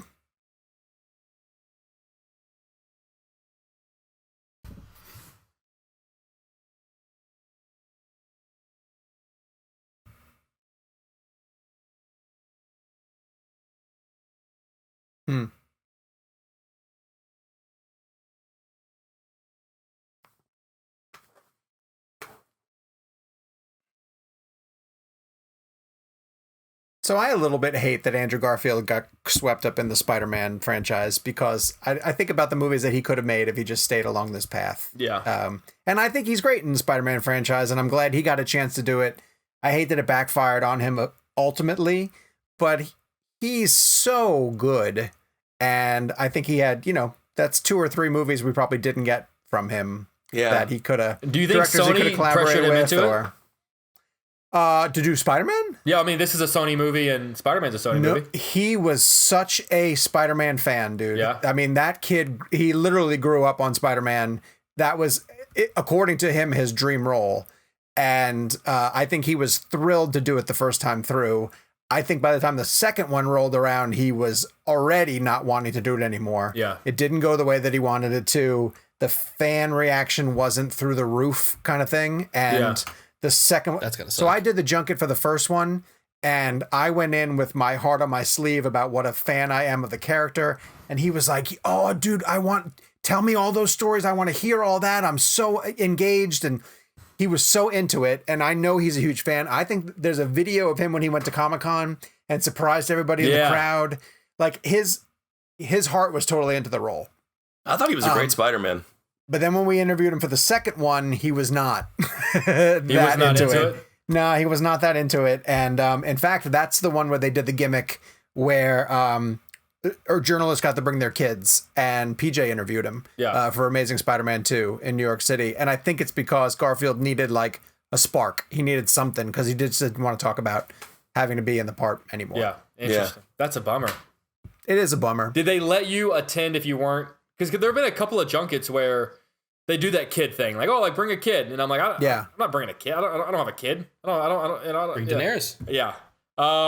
Did they let you go? Yeah. Yeah. I thought so. Maybe. I did that first Spider-Man, but I didn't do the second Spider-Man. Oh. You know that shot of Eduardo when he's on the bed and he goes like that and he falls backwards? That was a trailer shot. Was it? I remember that from the trailer. I remember that being a beat in the trailer, I think. Kev, did you do Amazing Spider-Man 2 in New York? Do you remember? I did. Yeah. Okay. He had so the they let shaved people do head. it. Yes. And Lauren was obsessed with him because of this movie. And so she went into the room and he was awesome to her. He took a picture with her and everything. Nice. I remember he had a shaved head for... I think it's the movie he did with Carey Mulligan. It was Never Let Me Go? No. Yes. Was it? No, because I did that junket, and Spider-Man 2 was past when I did junkets. Oh, really? I did Never Let Me Go. I don't remember. I did. Never Let Me Go was in Toronto. Yeah. I like that movie. That's a good book too. That's a great book. Very depressing though. Okay, wait. He did Never Let Me Go right as he Before. was getting the Spider-Man gig. Yeah. He hadn't played Spider-Man yet, because I remember I was doing a round table that he came to come speak to us for in Toronto, and he had just gotten the gig, and someone asked him about it, and he did. He goes, "I guess I have to work on doing this," and he did the Spider-Man hand, and I got chills because I thought, "Oh my God, you're a guy who's going to play Spider-Man, and you just did the Spider-man hand with his fingers out like that." That's so awesome. I I'm distinctly basically remember friends that. with Spider-Man. Yes. The fish, the marlins, and the trout. Look at the lighting in this scene. He makes this look like a dorm. Like it's not a pretty shot. It's actually a pretty nasty looking shot of the room. And I always found that to be interesting because then everything else in the film is shot so like glass like. Like this looks really good, but it's still dirty. I'd actually argue that Fincher makes this movie look like darker than it needs to be, right? Like that's his visual aesthetic. That's how Harvard feels. Apparently, it's that crimson. That I think when look he's at that shot. Look at what he's showing you there. It's just dark shadow, right? Yeah, Some people would light the hell out of it. I'm not going to name drop any cinematographers that we know, but like Fincher is okay with people being in shadow a lot of time. A lot of this is natural lighting. Looks like it. I don't know. I have no idea if it really is. It just looks like. I bet you that Jeff Cronenworth is like such a great DP. I bet you he lit it to make it look natural. I love this idea of finding really gifted coders by putting them through a test like this. Yeah. How did they not die after all those shots? Oh my Like, gosh, dude. Don't they take like 20 shots? Ugh. This sounds horrible.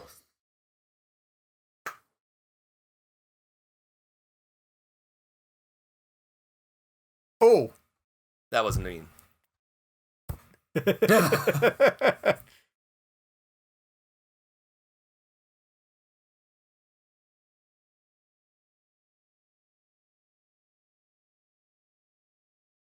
Welcome to the Facebook. I like how he says this.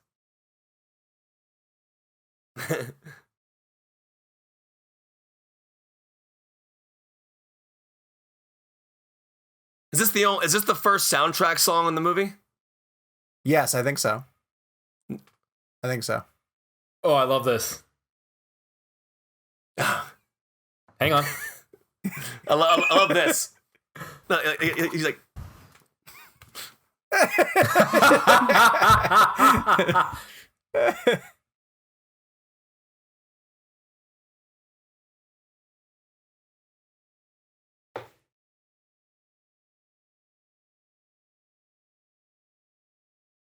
you see the way he swallows there? He feels bad.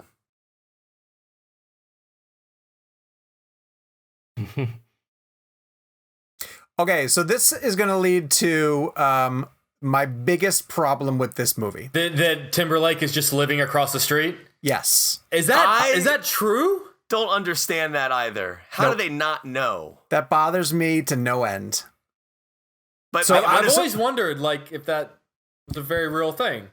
So the question is, are we supposed to believe that Sean Parker knew he was there and like faked his way to introduce himself to him? It's a very Sean Parker kind of thing. I could see that. Wait, this is the beer shot, right? Yeah.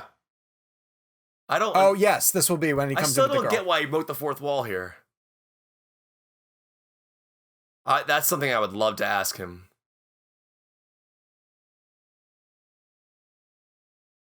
Yeah, see, So I he's don't know- acting here, you think? I don't know if we're supposed to believe that he knows that Mark was there.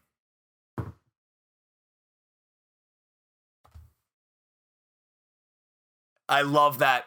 By the way, that is one of the best delivered lines in the whole film. And he's about to say girlfriend, but he doesn't Yeah. want to make it a girlfriend thing. Right. And it's Right. so subtle and so perfectly delivered because he basically says to her, "You and I are just hanging out."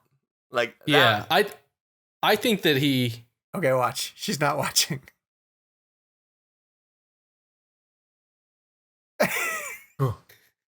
okay. Here, it's coming up here.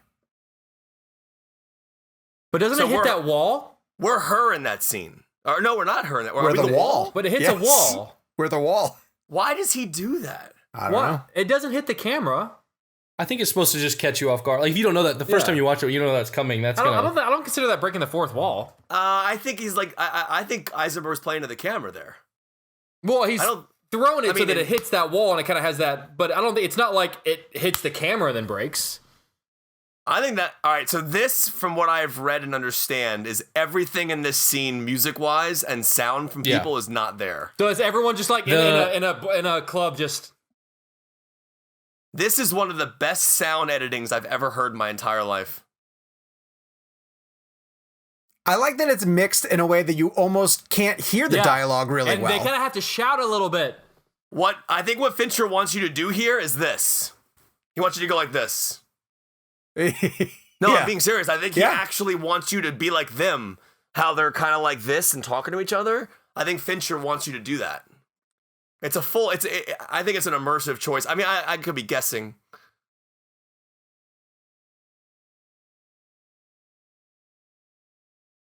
How often does Fincher actually make you pay attention to where he's putting the camera? I don't think he makes you do it as often as some other filmmakers do. Well, he does in that one scene. Which one? The beer shot. Yeah, but I can think of like the mail cart from Zodiac is a very deliberate, like you're watching him go through the newsroom on a mail cart. You're not your effing khakis from Fight Club, but it's like shaking. But there's a lot of times he just does static 2 shots. And I remember I interviewed Brad Pitt, and he told me that Pitt told me that they shook the camera in front of his face. He said he remembered. What I love about David Fincher is, like, I don't know anything about him, but when I remember interviewing Brad Pitt for Ad Astra, and all he talked about was how awesome their friendship is. Like, I couldn't imagine just hanging out casually with David Fincher. By the way, you know what's really funny about the fact that we're recording right now? The music is so loud that I don't even know, like, it's actually happening to us what's happening to them in the scene. Like, I'm talking, but I don't know if I'm, like, making any sense, or I can't hear myself.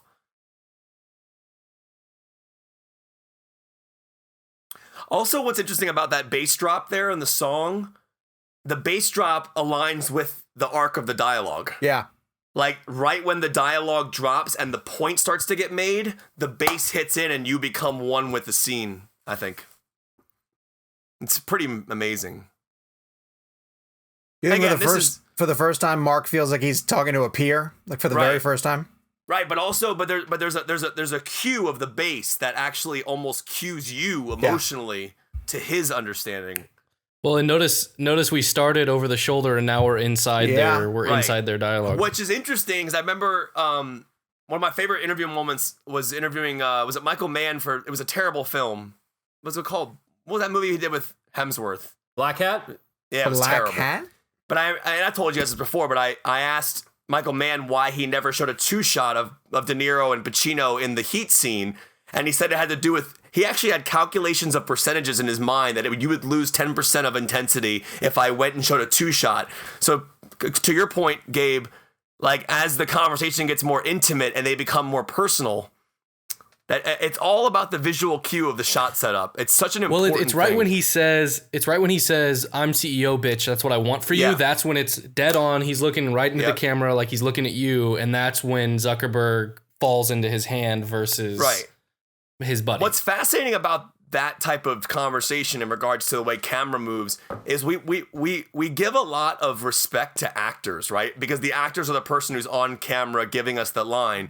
But there is so much happening here in this scene that is complementing them, from sound design to cinematography to camera angles, that I would argue that the camera angles are just as important as the performance. For sure, yeah. This is great. So cool. Yes. Is that a miniature? Yeah. That's a miniature, right? That's miniature. looks You like can tell. No. He shot. It's called tilt shifting. So the way that you shoot it, it makes it look like that. Really? You basically so like the film stock. Usually the lens and the film are parallel, but if you take the lens and you tilt it off axis, it's called tilt shifting, and it gives it that effect. Wow. So what's interesting Look at about you, that? Gabe. Yeah, that's awesome. Well, If I'm in a lot of debt because of it, but I know some things. If you watch Assassination of Jesse James by the coward Robert Ford, you almost get the opposite effect where Deakins does the left and right side of the frame out of focus like that right there. That's a Deaconizer shot. Yeah.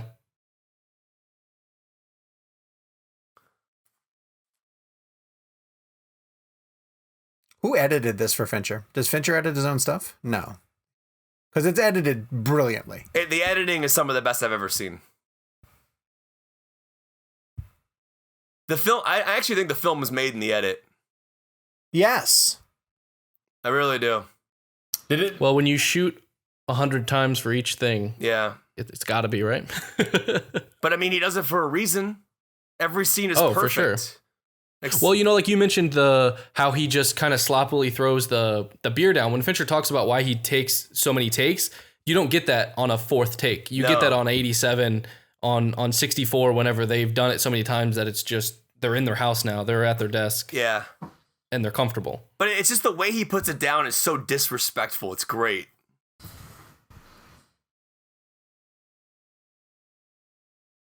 What I find interesting about that moment we just watched is it's basically a music video. Mm-hmm. He essentially takes a break in the movie. Like, it's almost like, hey, hold on a second. We'll be right back. And then they go to that. And they didn't actually need that scene, but it's a great scene. But think about if they just cut right to this, it'd be fine. Mm-hmm. I wonder why he felt that scene was necessary. I like it. I just don't know why I thought it was necessary. It's tension building. I think we enter the scene at a more tense level with that. Oh, maybe, Gabe, maybe to your point, maybe that tension building you're talking about is supposed to give us a feeling here about how these guys are going to come at this now. Yeah. Like, you know what I mean? Like, oh, they're ready to play. They're ready to go all out and take him down. Maybe that's what that is.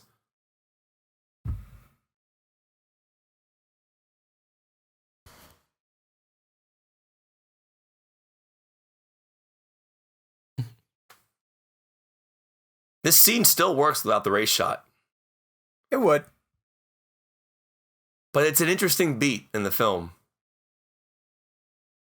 It's a lot of talking. Imagine you go a lot of like the music and the club scene and the talking, and then you cut to more. It might be just a lot all at once.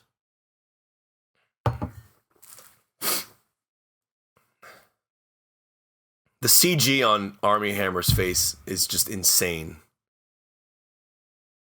It's so good.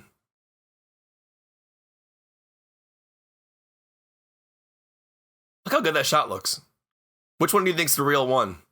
The right? Or no, the one on the left. One on the left. You think? I think the one on the right. I honestly can't tell. Only because I bet in 2009 when they made this, I bet it was easier to do straight on than like a profile. I would think. Yeah. Like, I wonder how they do little tricks, like when he's wearing the headband. I think he wears that big earmuff headband because it makes it easier for them, or sunglasses because it makes it easier for them to cover him up. I wonder if I wonder how different the technology was when they did like Tom Hardy and Legend. I wonder how different that was. Oh yeah. Remember Adaptation? That was before this. I like Adaptation. Me too. That was 2 Nicolas Cages. I mean, they've been doing that for a long time. Parent Trap did it, obviously. And they're both Andy Serkis. It's interesting, if you pay close enough attention to the lighting, like one looks softer focus than the other. The one with the slick back hair always looks like he's a little bit more harsher lit. Just like marginally. I'm talking about like very minuscule, but I bet you that was an F-bomb. Yeah, I bet you they looked like it was. I think he actually says fuck there. I really do. I think he actually says. Do you think he covered that edit? You think? Yeah. Wow, I'm surprised he wouldn't do that. I wouldn't surprised he wouldn't cut to Max Minghella just for that split second, just to have him say the dialogue. That is weird. I never noticed that before. Do you think maybe they originally thought that was going to be the one F-bomb, and then once Andrew delivered maybe they're going to try to sneak in another one? Because The Martian has a couple, because he mouths them. Yeah. And you can't put the word mother before it, and it can't be sexually connotated. So it has to be, it's so weird. So how many times did Andrew Garfield have to stand in the rain for that shot? 99 times? The rain, what if the rain's digital?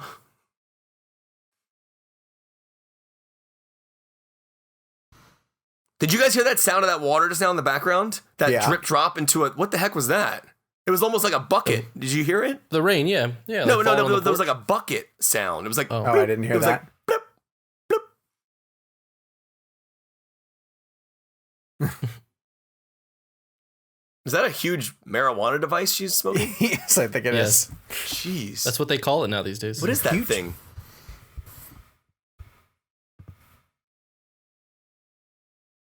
Yeah, Sean, how old are they? Listen, I will never answer that question. It's incriminating. Wait, how old are these girls supposed to be? Like college? Oh, I would assume.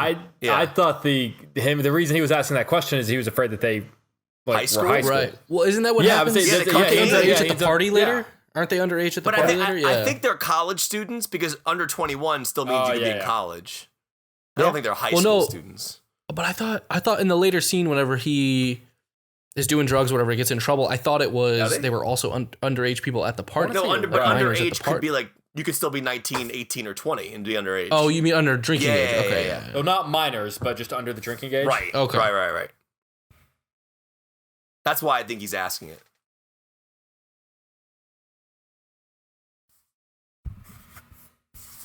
For some reason, just Garfield's performance, it's what I find myself mostly engaged in as an emotional audience. But member. he also has like the most like showy moments. Like he gets the big screaming. Yeah. Like no Right. one else. He's no the one one else. that's pissed no one off, else yeah. does that.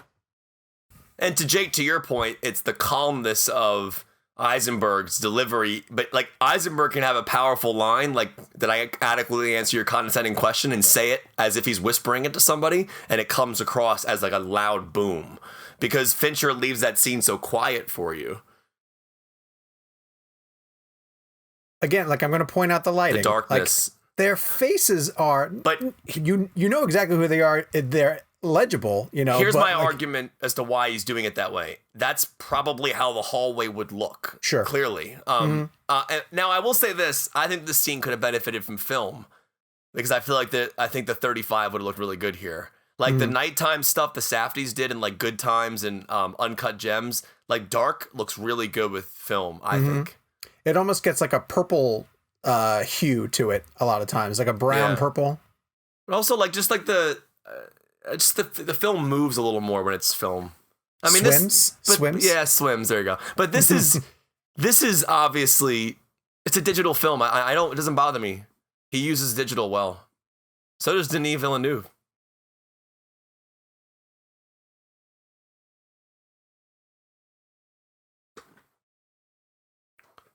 So Jeff shot Fight Club. This. Ugh.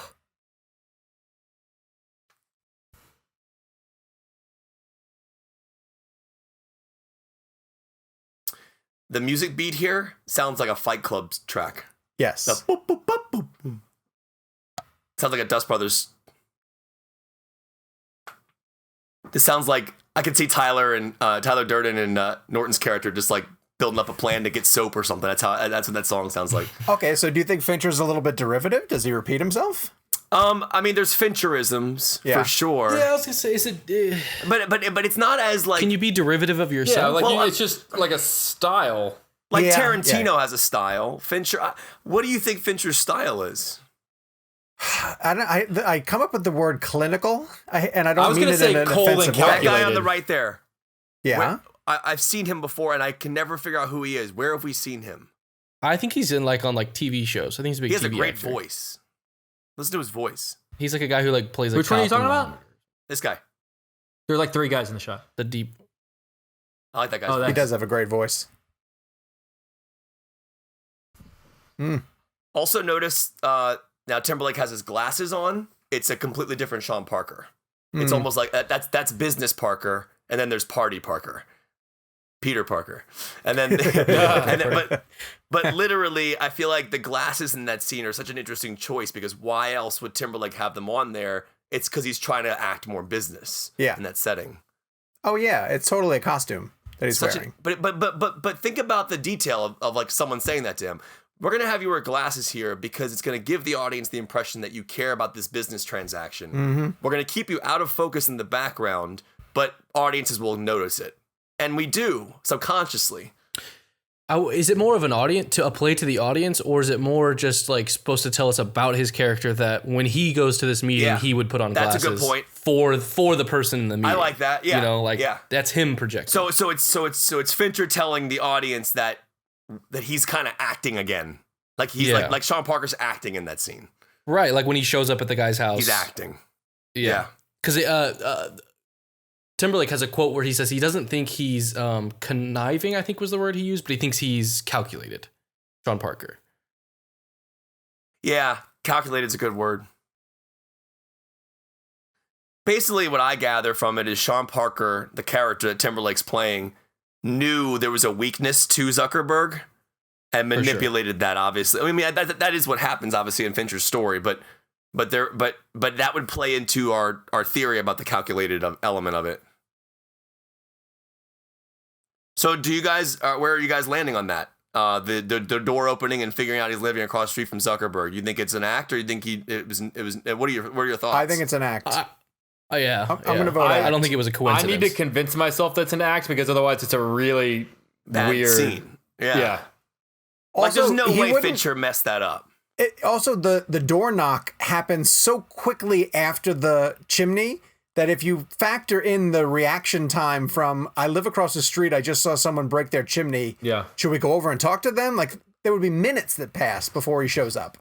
But I think he's on the front doorstep regardless anyway. Oh, that's interesting. I think he gives you enough of the character looking like he's acting. Like, he looks like he's acting in the scene. Yeah. And also you guys mentioned like the slip up about to say that this is his girlfriend or whatever. That it's clearly he set that whole relationship up just so he could be there. Yeah. I think is what it's implying.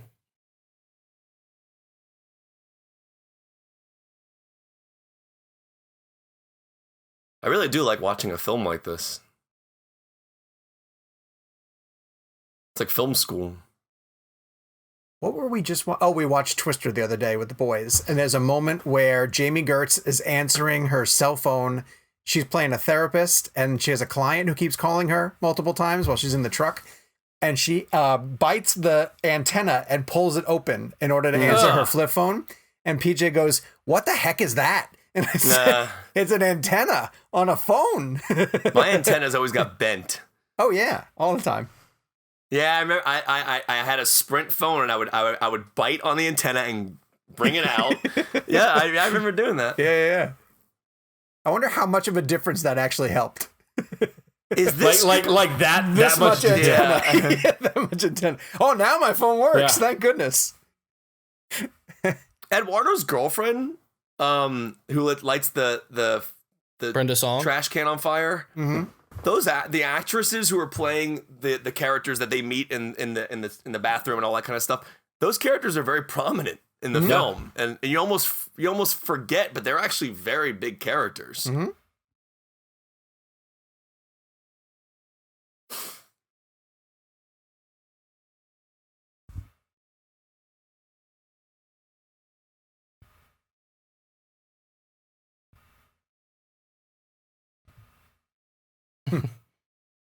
This scene, I think this might be the best scene in the movie. Really? Lauren said that she asked Andrew Garfield how many laptops he had to destroy, and she said she remembered him saying somewhere between 15 and 20. Oh, is this when he goes out and attacks him? Yeah. But he hasn't diluted it it's yet. That's later. It's not right now. Yeah, it's later. Is it This later? is the setup Yeah. for that later. This Yeah. is the setup. Because he's wearing like a black suit in that scene. And this is like where he's happy with his percentage, and then they dilute the percentage later on. Oh, yeah. They cut back. Well, no, we go back to it right now, right? I don't remember. I don't think we wait too much time. Not in screen time, but it's different. It's a different time. It's like when Facebook is already really Right. They're hit their successful. 1 million. I think it's after that, yeah. These are so painful, these scenes.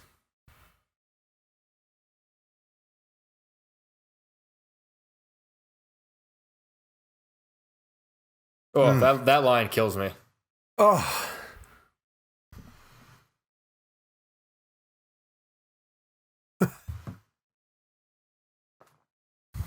What was the tagline? 500 million friends. You don't get to 500 million friends without having a few enemies.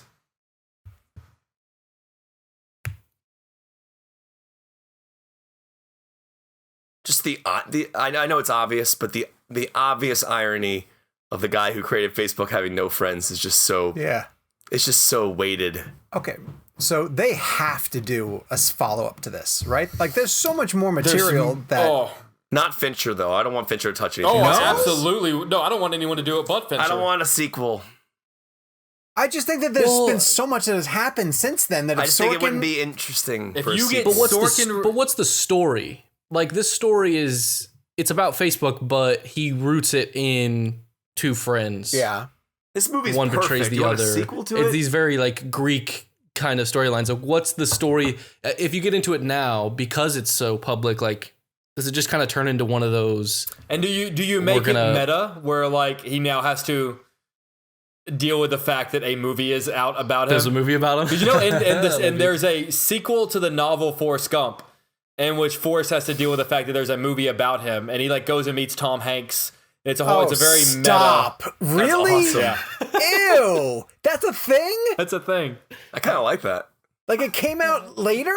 Yeah. Like after the movie? Yeah. Ew. There's your second F-bomb, by the way, just muted. Oh, really? Well, with his fingers. Oh. Kind of gets it in there. It's a little cheated way. This is the it. scene.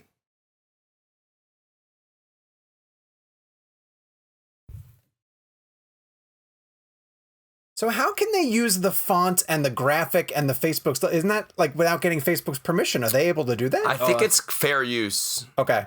Yeah, I mean, it's a good question, though. I was wondering the same thing.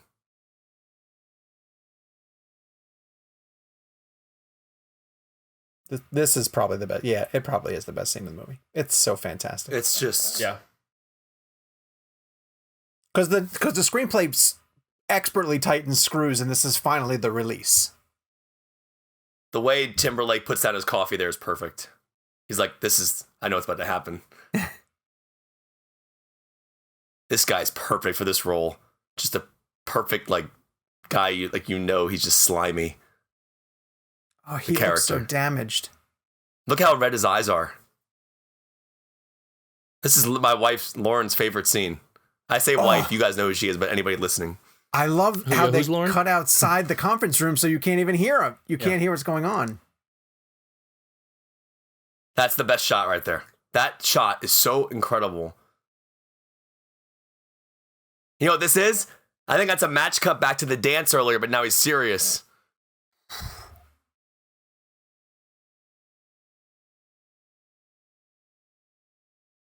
Amy, come watch the scene. This is Lauren's favorite scene. She's joining in for a second.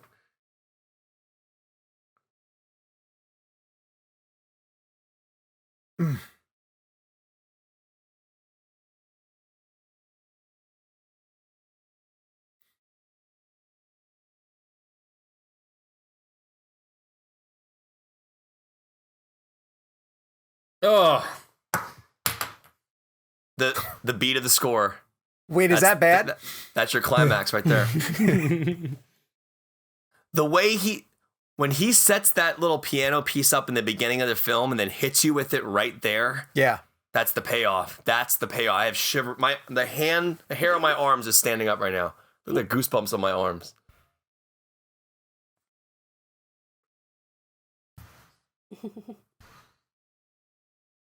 Fuck you, flip flops. Lauren said that line to what's his name to Sorkin's face. It was great. Oh. It is. It's so ultimately about that. yeah.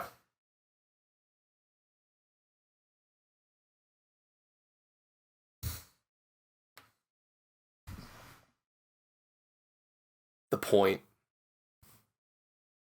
You better lawyer up, asshole.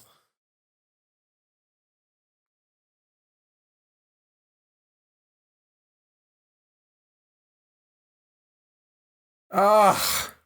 And you know what's interesting about that scene? He whispers it to him. Yeah. It's not screaming. Yeah. It's way more effective. You know who would have screamed is Pacino. Yeah. Dunkachino. I'm not coming back for 30%. I'm coming back for all of it. Oh, this is great. Here's what's crazy about that moment. That song and that bass drop, it's not happening when they're filming it. No. And the mood of what that scene must have felt like is completely different than what we're watching. Well, you said it. It finds it in the edit. Yeah, but I mean, imagine being Andrew Garfield and finally seeing that cut together and hearing that bass drop right there. Mm-hmm. It probably his version of that moment is so different from what we've seen. You know what I mean? Yeah.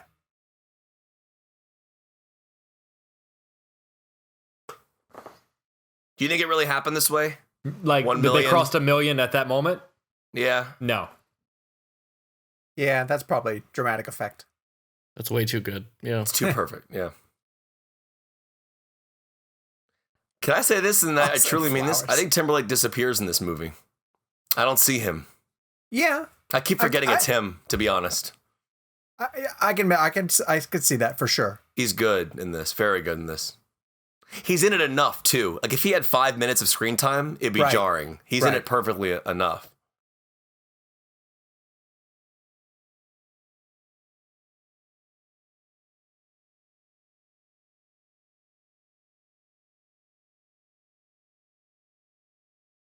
I don't know why I just had this random thought, but I used to have a shirt when I was in high school that was red, like similar to Timberlake's shirt, but it had this like white thing on it. It looks like the White Pony album shirt for Deftones. I don't know if you guys know who Deftones, but you know who Deftones are, right? Yeah, I've heard of him, but they I don't know had an album that called White logo. Pony, and there was a red shirt that looked exactly like that.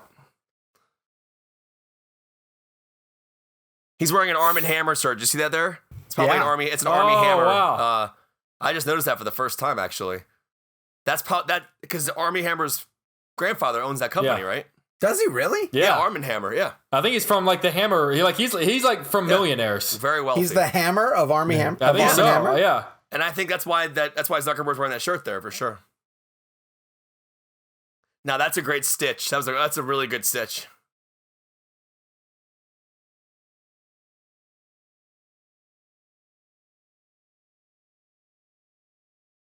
Oh, this is the scene where he gets in trouble? Yep. Yeah.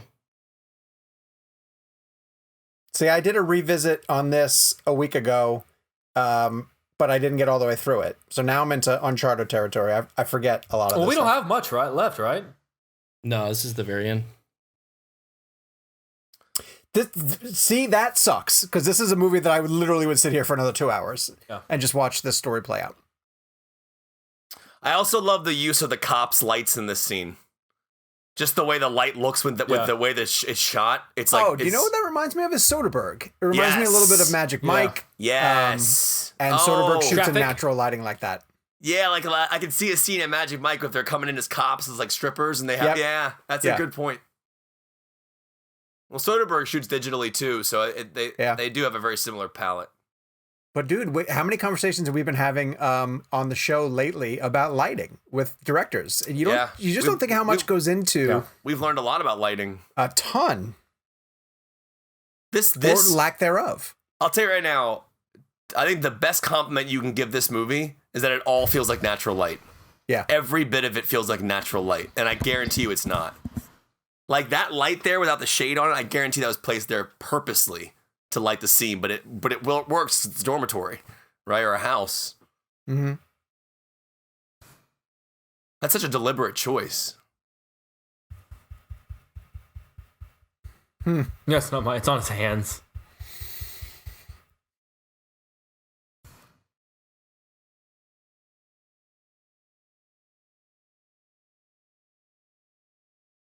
I love it, Mr. Confidence, Mr. Arrogance.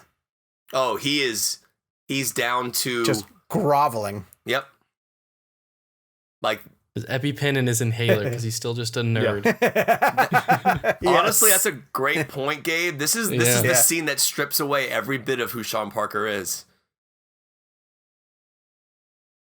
He's just a punk kid in this scene. He knows he screwed up.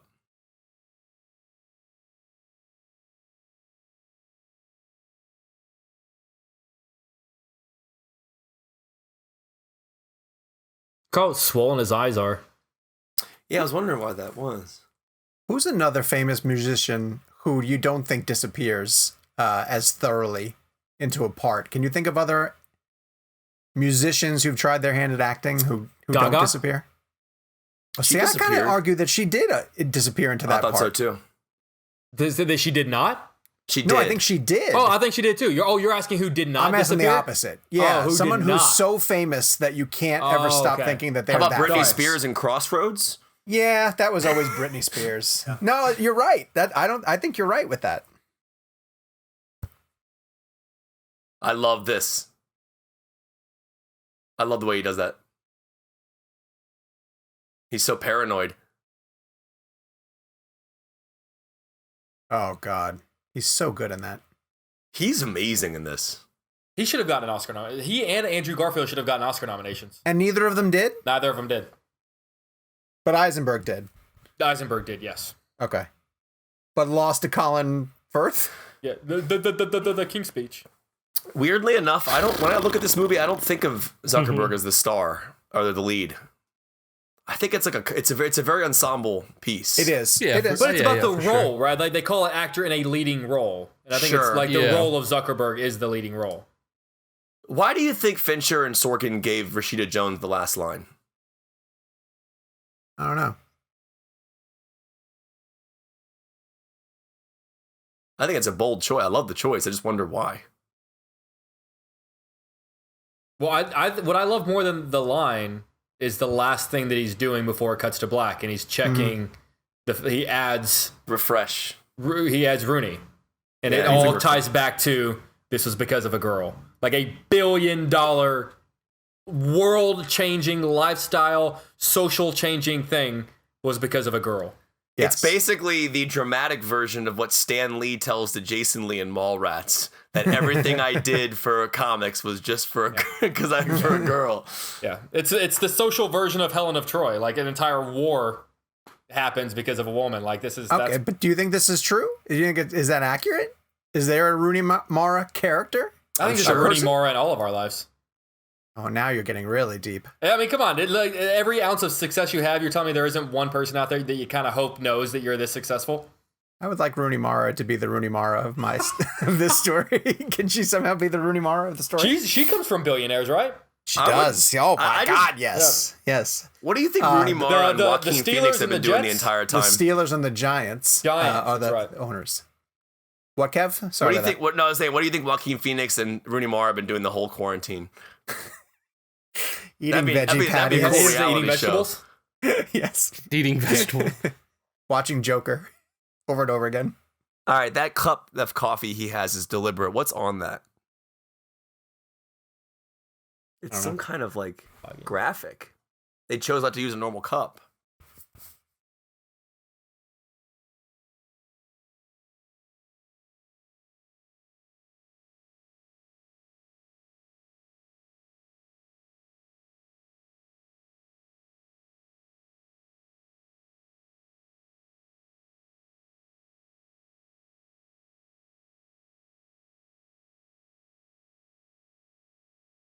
Oh, that line is so perfectly encapsulating the entire script. I would consider that for when we did Last Line Blend. I would put that up there.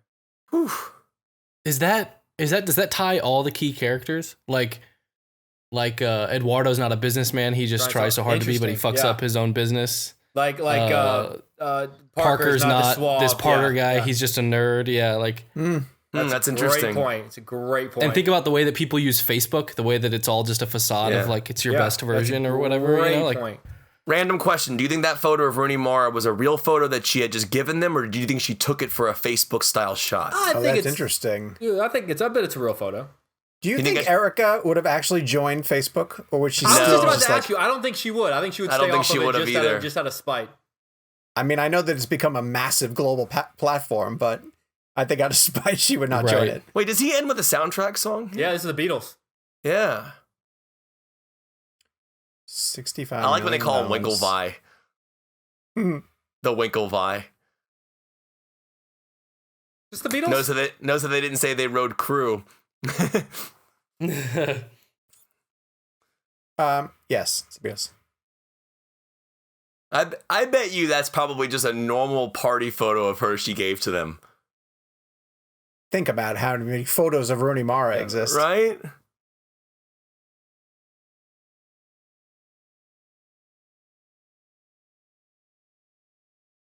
How did this lose to the King's Speech? And this is also better than it's better than Inception. It's all karmic though, because then he won for the King's Speech, and then he made Cats.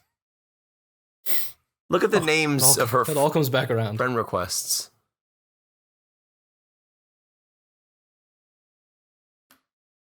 It was great. Start it again. From the top. Wait, I wasn't recording. Wait, it is starting over. That'd be the worst. Well, there it is, our first commentary track. How do we wrap this up, Gabe? What do we say? Well, I would say I'm curious what people thought. I mean, this is our first time doing it. We didn't give it much thought. We just said, let's hit record and see what happens. So let us know what you think. Let us know what you liked, what you didn't like. If you want us to do it again, or if we should just do this ourselves for no one. Either way is fine for us, I guess. I found it rather cathartic. Yeah. Do you guys have any final thoughts, like on the? We kind of wrapped it up in there. We were talking about the the sort of message of her last line and tying that all together. Do you guys have any other thoughts? I think I made the right choice of best film of the decade. Yeah, dude, it's hard to argue against it. I mean, it's one of those films. It's no Interstellar, but it's good. But it's definitely one of those films, and Interstellar is even one of those movies where how on earth can you trust people to understand it with one viewing? Like, arguably, most people will see a movie once, right? Like, there aren't as many people as, like, the four of us who will obsess over a film and watch it numerous times.